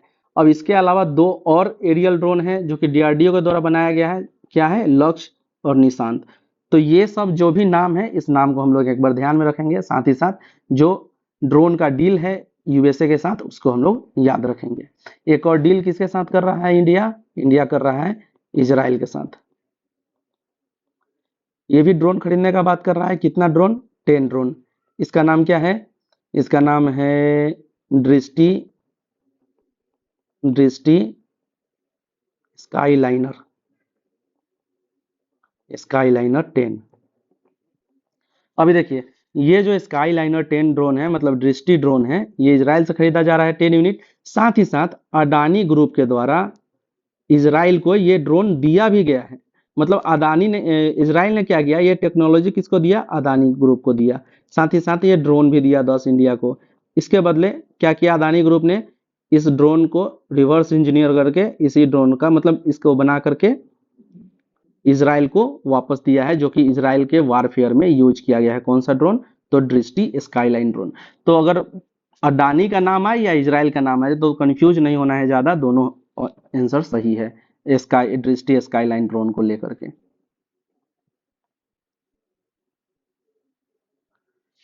अगला न्यूज है ग्रीन वॉशिंग। अब देखिए ग्रीन वॉशिंग क्या है, ग्रीन वॉशिंग को अभी क्या किया है, सुप्रीम कोर्ट ने बैन कर दिया है। तो ग्रीन वॉश क्या है कि मान लीजिए कोई भी प्रोडक्ट है जो कि इतना इको फ्रेंडली नहीं है, इको फ्रेंडली कोई भी प्रोडक्ट नहीं है, लेकिन उस पर क्या किया जाता है कि जबरन उसको इको फ्रेंडली बनाया जाता है। तो to make any product more eco environmental friendly than it actually is. तो इसी को बैन करने, इसी को कम करने के लिए सुप्रीम कोर्ट ने बोला है कि इसको, मतलब इस प्रोसेस को तो ग्रीन वॉशिंग कहते हैं, और इसको क्या किया गया है, अभी बैन कर दिया गया है सुप्रीम कोर्ट के द्वारा। अब इसके बाद हम लोग देख लेते हैं कि एक BIS अपनी ऑर्गेनाइजेशन, इंडिया की ब्यूरो ऑफ इंडियन स्टैंडर्ड्स, ये क्या करती है कि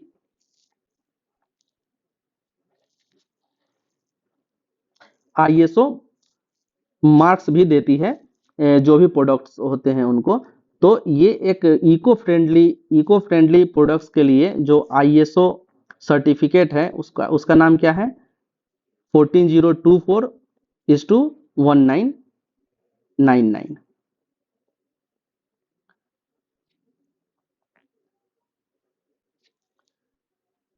climate air coalition summit.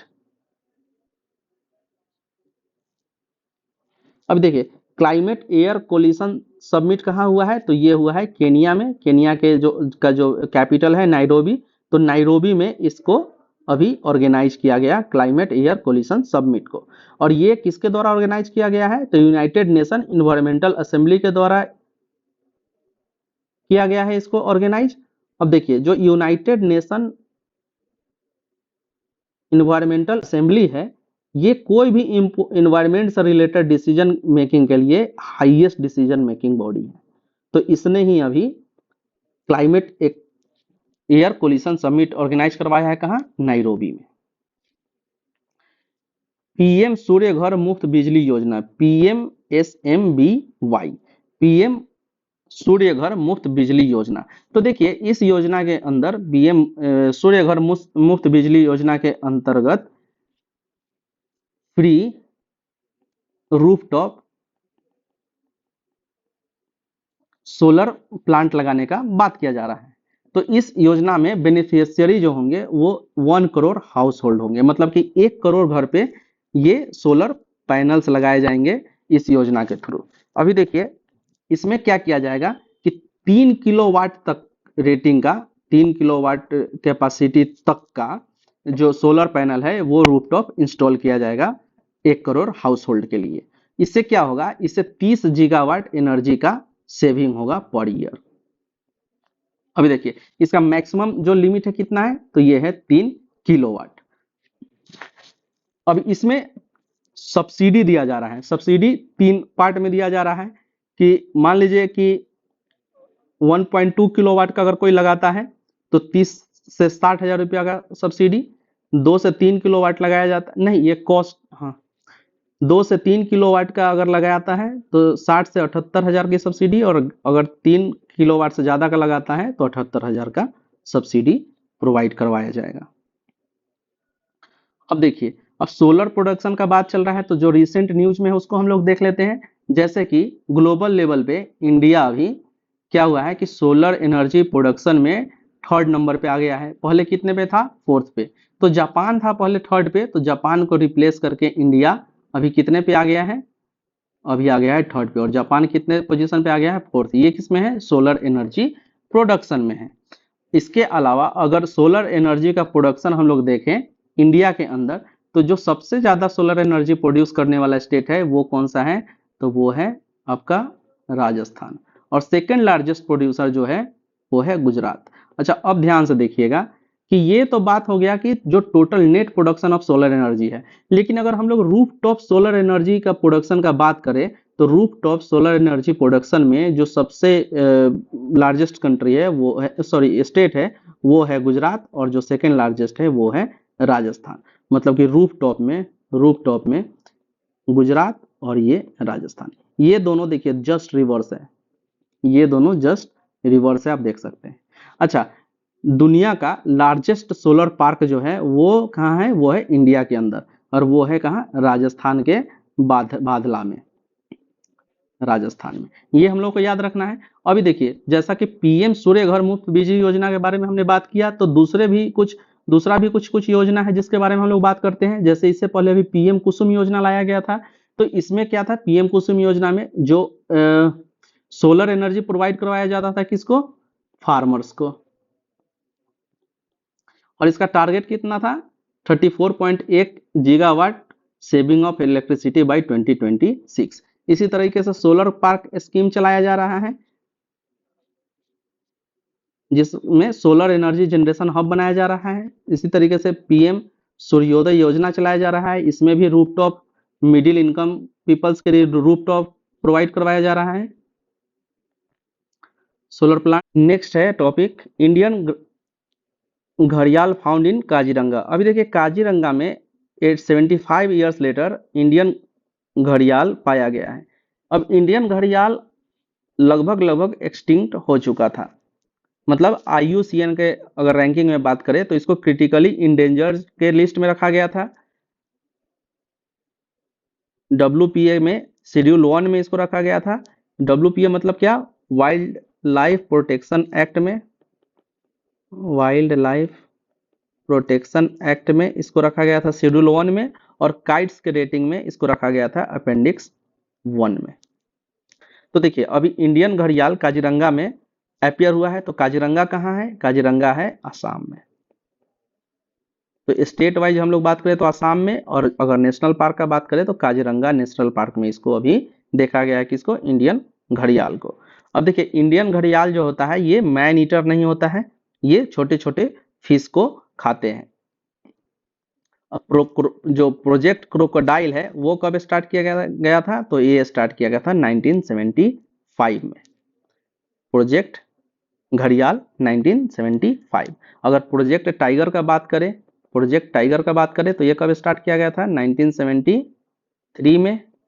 Project अगर एलिफेंट का बात किया जाएगा तो ये कब स्टार्ट किया गया था, 1992 में। तो ये कुछ प्रोजेक्ट्स हैं जिसको हम लोगों को याद रखना है। साथ ही साथ ये जो मिला है अभी स्पेसीज किसका, इंडियन घड़ियाल का, ये कहाँ मिला है, ये है काजीरंगा में मिला है, और ये काजीरंगा कहाँ है, तो असम में है। Digital detox initiative. अभी देखिए डिजिटल डिटॉक्स इनिशिएटिव स्टार्ट किसके किया गया, तो ये किया गया कर्नाटक गवर्नमेंट के द्वारा। अब डिजिटल डिटॉक्स जो इनिशिएटिव है ये कर्नाटक गवर्नमेंट के द्वारा स्टार्ट किया गया 2 ऑर्गेनाइजेशन के सहयोग से। एक तो है निमहांस और दूसरा है AIGDF, all India game development form, इसका फुल फॉर्म है ये। और दूसरा है निमहांस। तो निमहांस के बारे में तो ये तो हमेशा न्यूज में रहता है। निमहांस का फुल फॉर्म क्या है? National institute of mental health and neuro science.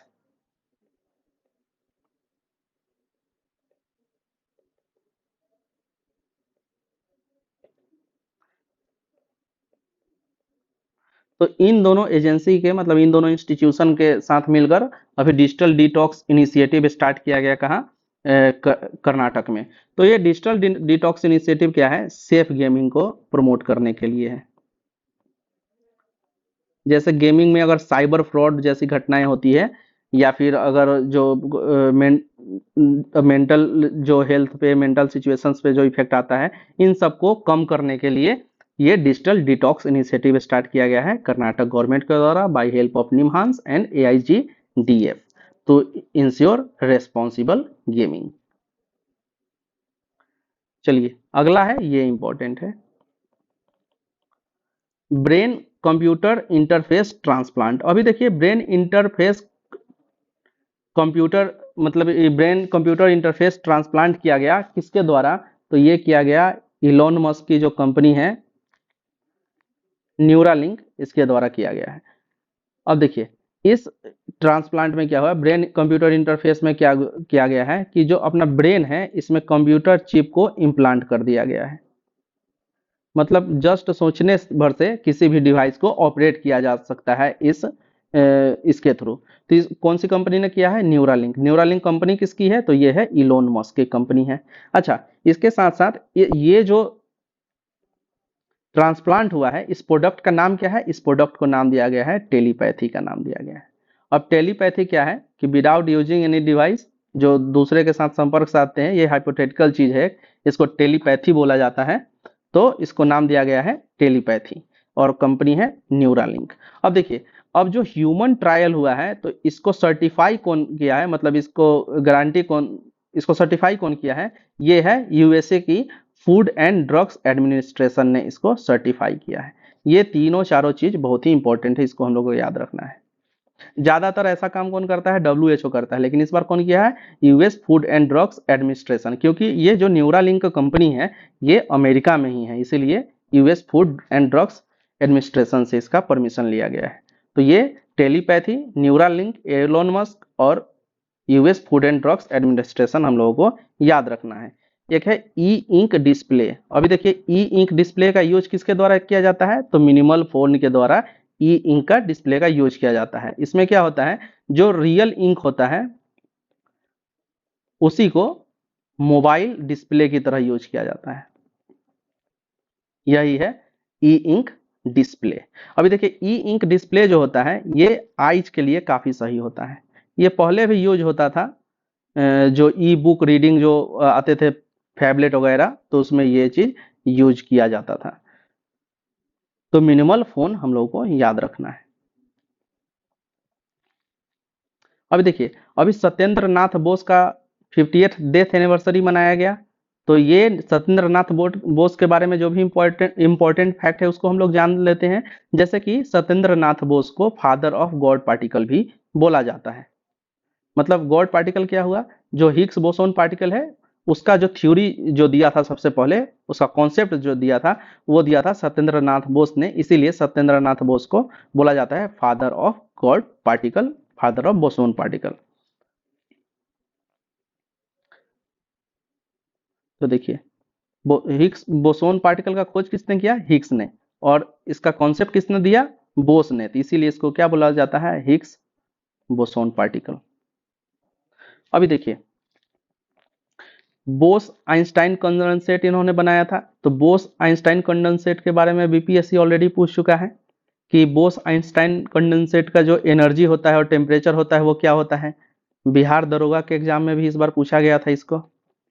तो देखिए बोस आइंस्टाइन कंडेंसेट जो होता है इसका टेम्परेचर 0 केल्विन होता है। मतलब ये -273 डिग्री सेंटीग्रेड होता है इसका टेम्परेचर। तो इसका टेम्परेचर बहुत ही कम होता है, लेकिन एनर्जी जो होता है बोस्ट आइंस्टाइन कंडेंसेट का ये बहुत ही ज्यादा होता है। अभी देखिए ये जीरो विस्कोसिटी ये शो करता है, इसके साथ साथ सुपर कंडक्टिव होता है और इसका डेंसिटी जो होता है बहुत ही कम होता है। ये है बोस आइंस्टाइन कंडेंसेट के बारे में हम लोगों को कुछ पॉइंट याद रखना। इसके अलावा बोस ने एक्सरे डिफ्रैक्शन कैमरा का भी डिजाइन किया था।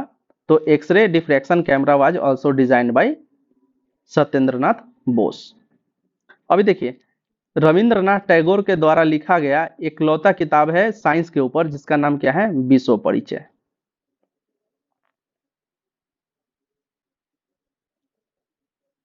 तो ये डिटेल शायद विश्व परिचय में भी इनके बारे में जिक्र किया गया होगा, इसलिए मैंने लिख लिया है।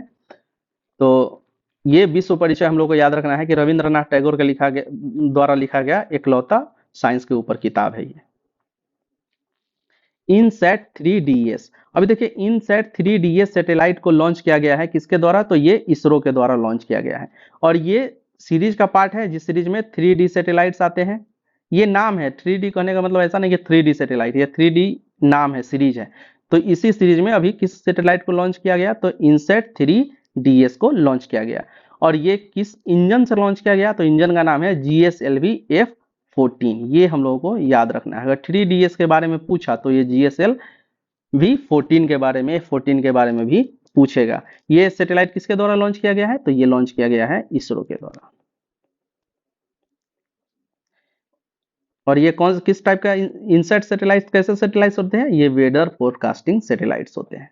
ये सीरीज ही वेदर फोरकास्ट सैटेलाइट का होता है। ये इंपॉर्टेंट है, ये बहुत दिनों के बाद ऐसा कुछ हुआ है। D orbiting of Cartosat 2। अभी देखिए कार्टोसैट 2 एक सैटेलाइट है जिसको डी ऑर्बिट कर दिया गया। देखिए एक तो ऑर्बिट में डालना होता है सैटेलाइट्स को, मतलब सैटेलाइट्स को जब प्लेस करते हैं तो एक ऐसे ऑर्बिट्स में उसको डालते हैं ताकि वो कंटिन्यूअस मूवमेंट करता रहे और किसी दूसरे सैटेलाइट से टकराए भी नहीं और एक कांस्टेंट पाथ पे, फिक्स्ड पाथ पे वो ट्रेवल करता रहे ऑलवेज। तो इसी को ऑर्बिट बोलते हैं। तो इस ऑर्बिट से अभी एक सैटेलाइट को बाहर कर दिया गया, बाहर निकाल दिया गया सक्सेसफुली। इसका नाम क्या है, कार्टोसैट 2। अभी ये काम किसके द्वारा किया गया है, तो ये किया गया है, ये इसरो का ही है।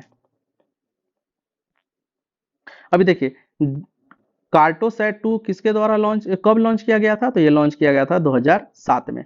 तो ऐसा शायद पहली बहुत दिन बाद हुआ है कि कोई भी किसी भी सैटेलाइट को डी ऑर्बिट किया गया है।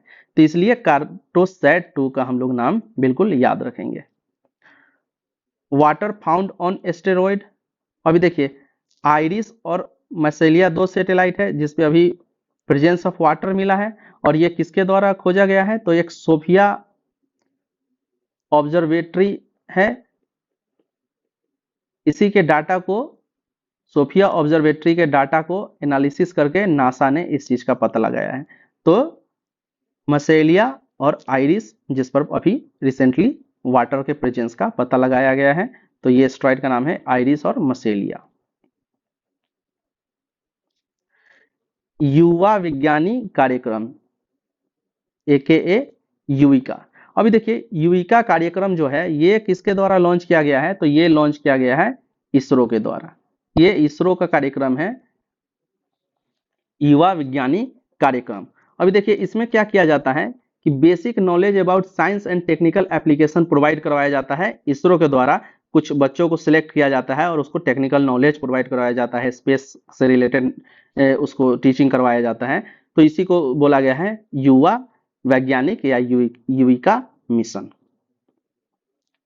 अभी देखिए ये जो प्रोग्राम है ये किसके लिए है, तो जो क्लास 9th के स्टूडेंट होंगे इसका एलिजिबिलिटी जो है specially for class 9th students है। इसको हम लोग को याद रखना है। जैसे ऐसा नहीं है कि ये अप टू 9th है या फिर 8 को भी है, 9th को भी है, 10th को भी है, ये स्पेसिफिकली क्लास 9th के बच्चों को ही प्रोवाइड करवाया जाता है। तो युविका जो प्रोग्राम है किसके लिए है, तो 9th के स्टूडेंट्स के लिए है और ये किसके द्वारा है, तो इसरो के द्वारा है। ये दो चीज हम लोग को याद रखना है। इससे क्या होगा, ये इनकरेज करता है कि चीज को, स्टेम बेस्ड रिसर्च को। अब स्टेम क्या है, स्टेम है science technology, engineering and mathematic based research को इनकरेज करने के लिए युविका कार्यक्रम में बच्चों को सिलेक्ट किया जाता है और उसको स्पेस और साइंस से रिलेटेड नॉलेज प्रोवाइड करवाया जाता है। एक और इनिशिएटिव होता है STEMM, मतलब science, tech, engineering, mathematics and medicine. इसमें मेडिसिन एक एक्स्ट्रा ऐड हो जाता है। तो ये दो तरीके का साइंटिफिक प्रोग्राम चलता है इंडिया के अंदर, और इसको कौन हैंडल करता है? तो ये DST हैंडल करता है इसको। Award for eliminating ITFA।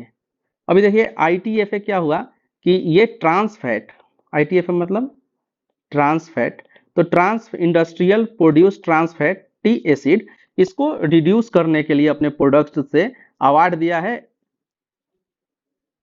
WHO ने। किस कंट्री को अवार्ड दिया है? तो Denmark, Lithuania, Poland, Saudi Arabia और थाईलैंड, ये टोटल 5 कंट्रीज है जिसको ये अवार्ड दिया गया है अपने प्रोडक्ट से ट्रांस फैट को खत्म करने के लिए। अभी देखिए ये ट्रांस फैट क्या होता है, ये अनसेचुरेटेड फैट होता है ट्रांस फैट, और जो भी अनसेचुरेटेड फैट है वो क्या करता है? अपने हार्ट को खराब करता है, ब्लड फ्लो सिस्टम जो नर्व्स है, नर्व्स को डैमेज करता है, तो हार्ट अटैक का खतरा बढ़ जाता है। और ये किस में मिलता है? मिल्क प्रोडक्ट में मिलता है, डेयरी प्रोडक्ट में, मीट में, ऑयल्स में, इन सब में ट्रांस फैट भरपूर पाया जाता है। अभी देखिए क्राइटेरिया क्या है इस अवार्ड को लेने का, कि अगर 2 ग्राम फैट पर 100 ग्राम में अगर पाया जाता है या उससे कम पाया जाता है, तब उसको हम मान के चलेंगे कि ट्रांस फैट इस प्रोडक्ट में एग्जिस्ट नहीं करता है, मतलब कि वो खाने लायक है वो प्रोडक्ट। तो और दूसरा कि ऑयल में बना हुआ कोई भी, हाइड्रोजनेटेड ऑयल में बना हुआ कोई भी प्रोडक्ट नहीं होना चाहिए। अगर ये 2 क्राइटेरिया को कोई भी प्रोडक्ट अगर फॉलो करता है तो उसको ये सर्टिफिकेशन मिल सकता है ITFA का। तो अभी 5 कंट्रीज को मिला है, और किसने दिया है? तो WHO ने दिया है। देखते हैं हम लोग इरेडिकेशन ऑफ कालाजार। अभी देखिए इरेडिकेशन ऑफ कालाजार का बात कहाँ किया गया है? इंडिया में। अभी इंडिया में कालाजार को ऑलमोस्ट इरेडिकेट कर दिया गया है, मतलब कि अभी जो रिसेंट फाउंडिंग है उसमें 1 केस पर 1000 पॉपुलेशन में पाया गया है। तो अगर 1 केस पर 10,000 पॉपुलेशन में अगर पाया जाए तो उसको इरेडिकेटेड माना जाता है बाय डेफिनेशन ऑफ WHO। अगर 10,000 में 1 केस मिलना स्टार्ट हो गया किसी भी बीमारी को, तो उसको मान के चला जाएगा कि बीमारी अभी इरेडिकेट हो चुका है, खत्म हो चुका है पूरी तरीके से। तो इंडिया ने इसको अचीव कर लिया है इस टारगेट को, लेकिन अब ये किसी WHO के द्वारा सर्टिफाइड नहीं हुआ है, तो अभी इसीलिए ऑलमोस्ट इरेडिकेटेड बोला जा रहा है। अब देखिए जो कालाजार है ये किसके द्वारा होता है? प्रोटोजोआ से ये होता है बीमारी, और ये प्रोटोजोआ का नाम क्या है? लिस्मेनियासिस, विसरल लिस्मेनियासिस। अब इसका ये तो हो गया इसका वेक्टर, और इस किसके थ्रू ये फैलता है? ये जो प्रोटोजोआ होता है इसका कैरियर कौन है? तो इसका कैरियर है सैंड फ्लाई। तो सैंड फ्लाई के थ्रू ये प्रोटोजोआ एक ह्यूमन से दूसरे ह्यूमन में ट्रांसमिट होता है। अभी देखिए जो कालाजार से इफेक्टेड बॉडी पार्ट होता है वो होता है स्प्लीन। अब स्प्लीन क्या होता है? कालाजार होने पे स्प्लीन में स्वेलिंग हो जाता है, एडिमा हो जाता है। तो ये सब था कालाजार के बारे में। तो हमें क्या याद रखना है?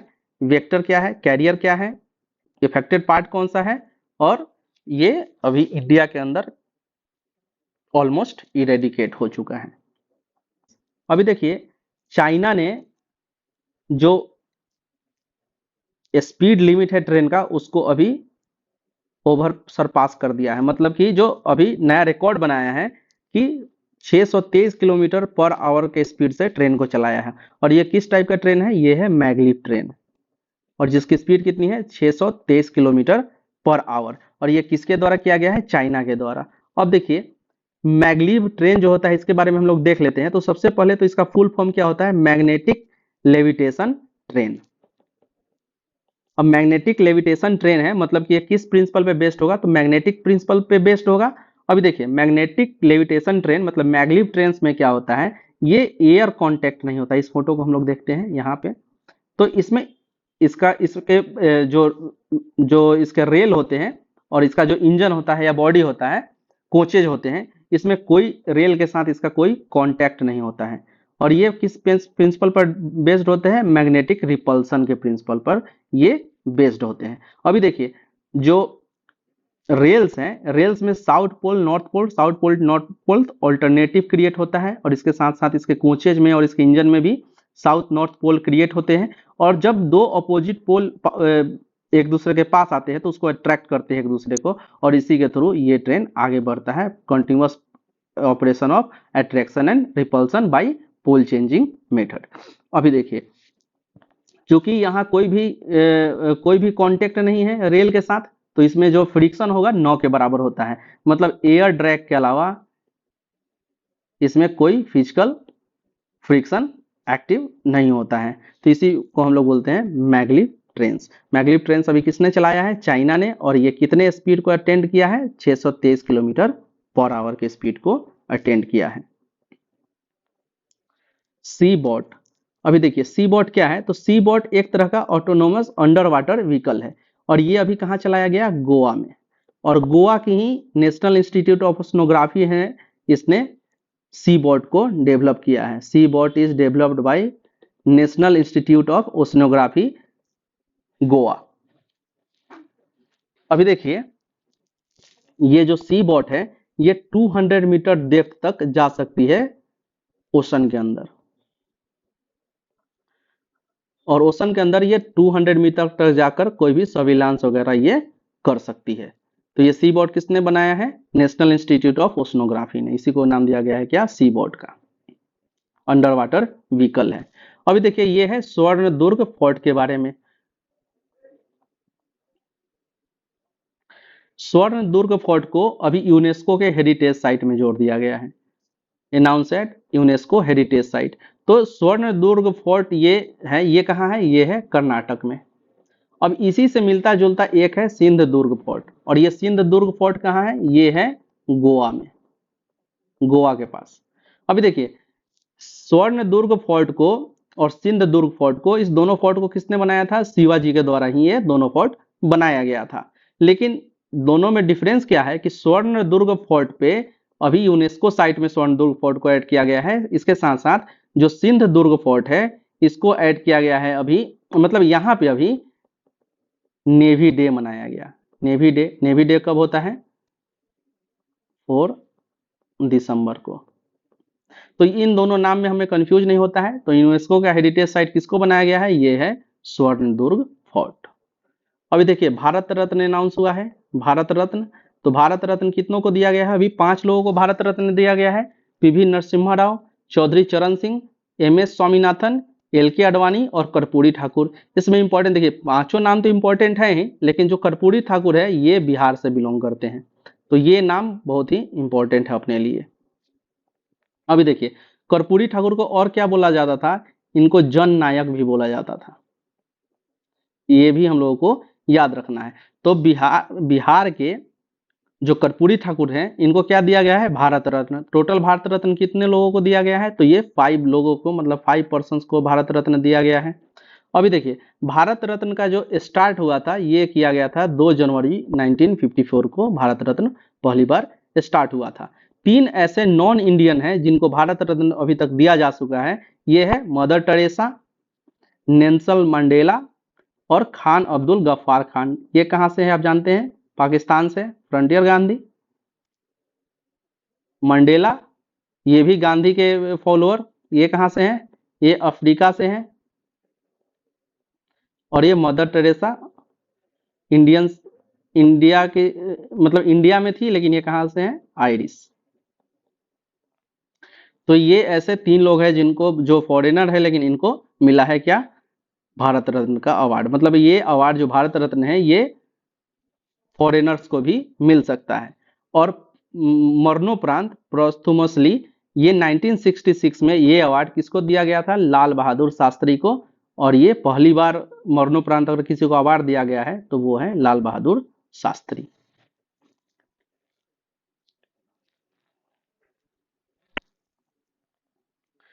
अभी देखिए ये रानी चेन्नम्मा का न्यूज है। ये रानी चेन्नम्मा का जिक्र मतलब कि इसके बारे में बताया गया है, जो अपना हिस्ट्री का बुक है उसके पार्ट 3 मतलब 10th वाले मॉडर्न इंडिया के नहीं, पार्ट 2 में इसके बारे में बताया गया है, मेडिवल इंडिया के बुक में। तो देखिए, रानी चेन्नम्मा जो थी ये फर्स्ट फ्रीडम फाइटर थी, एक तरीके से मान के चलिए ये first lady freedom fighter.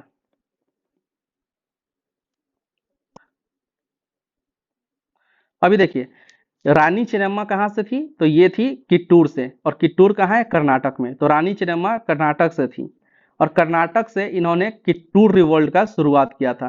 Kittur revolt कब शुरू हुआ था, 1824 ईस्वी में। तो इस किट्टूर रिवोल्ट का कितना साल अभी पूरा हो गया, 200 साल पूरा हो चुका है किट्टूर रिवोल्ट का, और ये कहाँ हुआ था, कर्नाटक में। अभी देखिए, जो एक्सपेंशनिस्ट पॉलिसी था, मतलब जो डॉक्ट्राइन ऑफ लैप्स आप एक जानते होंगे, डॉक्ट्राइन ऑफ लैप्स, जिसका सबसे बड़ा समर्थक कौन था, लॉर्ड डलहौजी। लेकिन डलहौजी ने इसको प्रोफाउंड किया था क्या, इसको बनाया किसने था इस लॉ को, मतलब डॉक्ट्राइन ऑफ लैप्स को, तो ये लाया गया था लॉर्ड हास्टिंग के द्वारा।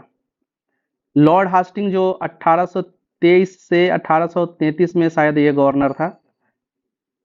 हाँ, 1823 से 1833 में गवर्नर था।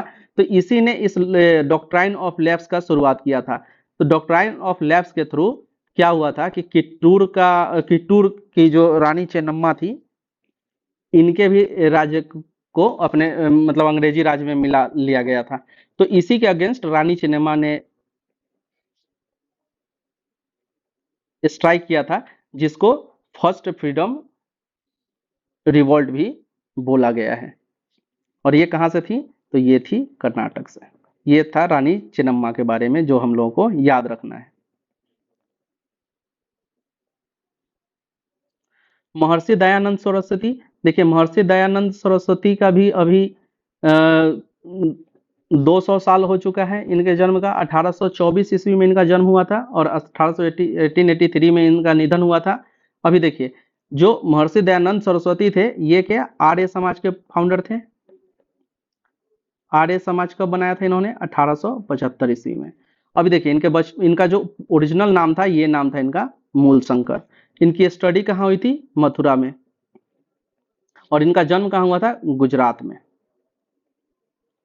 तो ये जन्म हुआ था गुजरात में, स्टडी हुआ मथुरा में, और इनके बचपन का नाम क्या था, मूल शंकर। अब देखिए, महर्षि दयानंद सरस्वती के एलिएबिलिटी ऑफ वेदाज किसने बनाया था, ये बनाया था महर्षि दयानंद सरस्वती ने।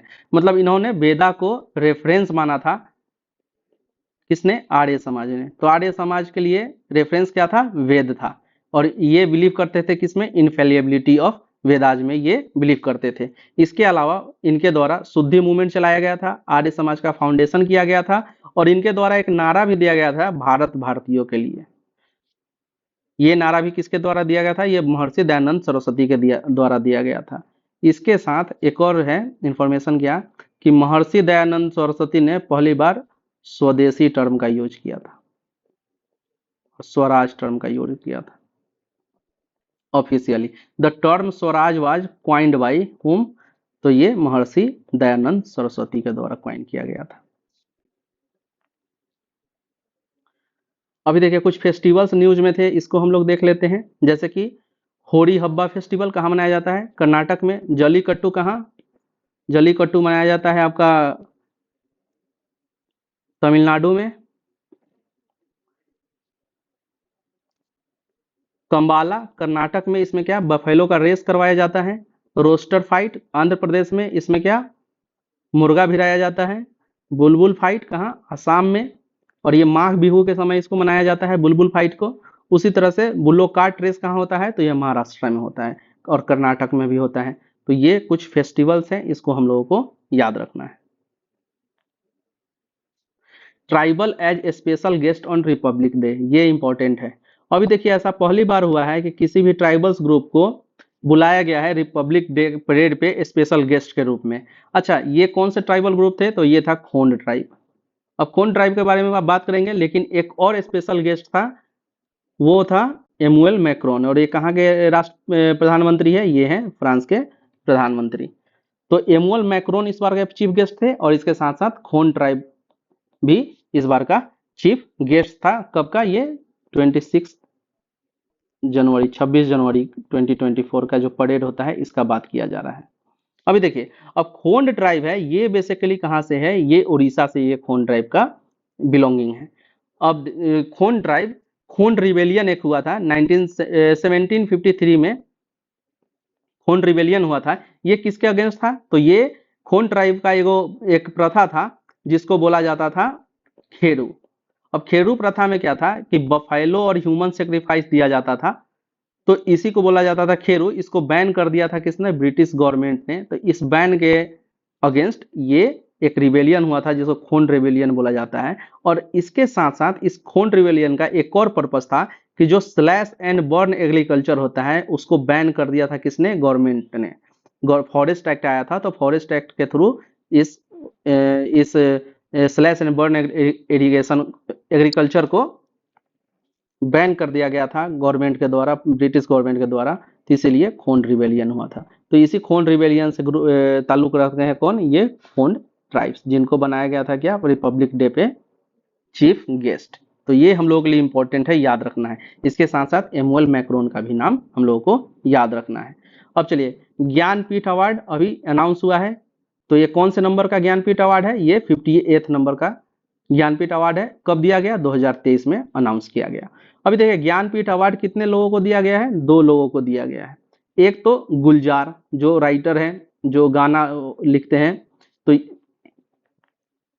तो ये राइटर गुलजार को ये उर्दू के लिए दिया गया है ज्ञानपीठ अवार्ड, मतलब उर्दू लैंग्वेज के लिए। और इसके साथ साथ जगत गुरु स्वामी रामभद्राचार्य जी महाराज को भी दिया गया है। तो ये किस में, तो ये संस्कृत लैंग्वेज में के लिए इनको ये अवार्ड दिया गया है। अब रामभद्राचार्य महाराज जी को आप यूट्यूब पे देखते होंगे, एक बाबा है जो ब्लाइंड है, वही है रामभद्र जी महाराज। और गुलजार को तो जानते ही हैं। अब देखिए, ये जो ज्ञानपीठ अवार्ड है ये 1961 में स्टार्ट किया गया था, लेकिन ये पहला अवार्ड कब बांटा गया, 1965 में ज्ञानपीठ अवार्ड दिया गया। ये दिया जाता है भारतीय ज्ञानपीठ इंस्टीट्यूट, ज्ञानपीठ ऑर्गेनाइजेशन के द्वारा। और इंडियन किसी भी लैंग्वेज में और इंग्लिश में, ये इंग्लिश के लिए ये अवार्ड दिया जाता है। Public examination prevention of unfair means act 2024। अभी देखिए, जो अभी पेपर लीक्स वगैरह हो रहे हैं, तो इनको कर्व करने के लिए public examination prevention of unfair means act लाया गया है। तो इस एक्ट में प्रावधान बनाया गया है कि पेनाल्टी भी मिल सकता है और प्रिजन भी दिया जा सकता है किसको, जो पेपर लीक करने में इन्वॉल्व है। मतलब जो पेपर लीक करते हैं उनको भी, और जो पेपर लीक करने के बाद जो फायदा उठाते हैं इस चीज का, उनको भी ये दिया जा सकता है। तो इसमें 3 से 5 साल की सजा और 1 करोड़ रुपए तक का जुर्माना इसमें दिया जा सकता है।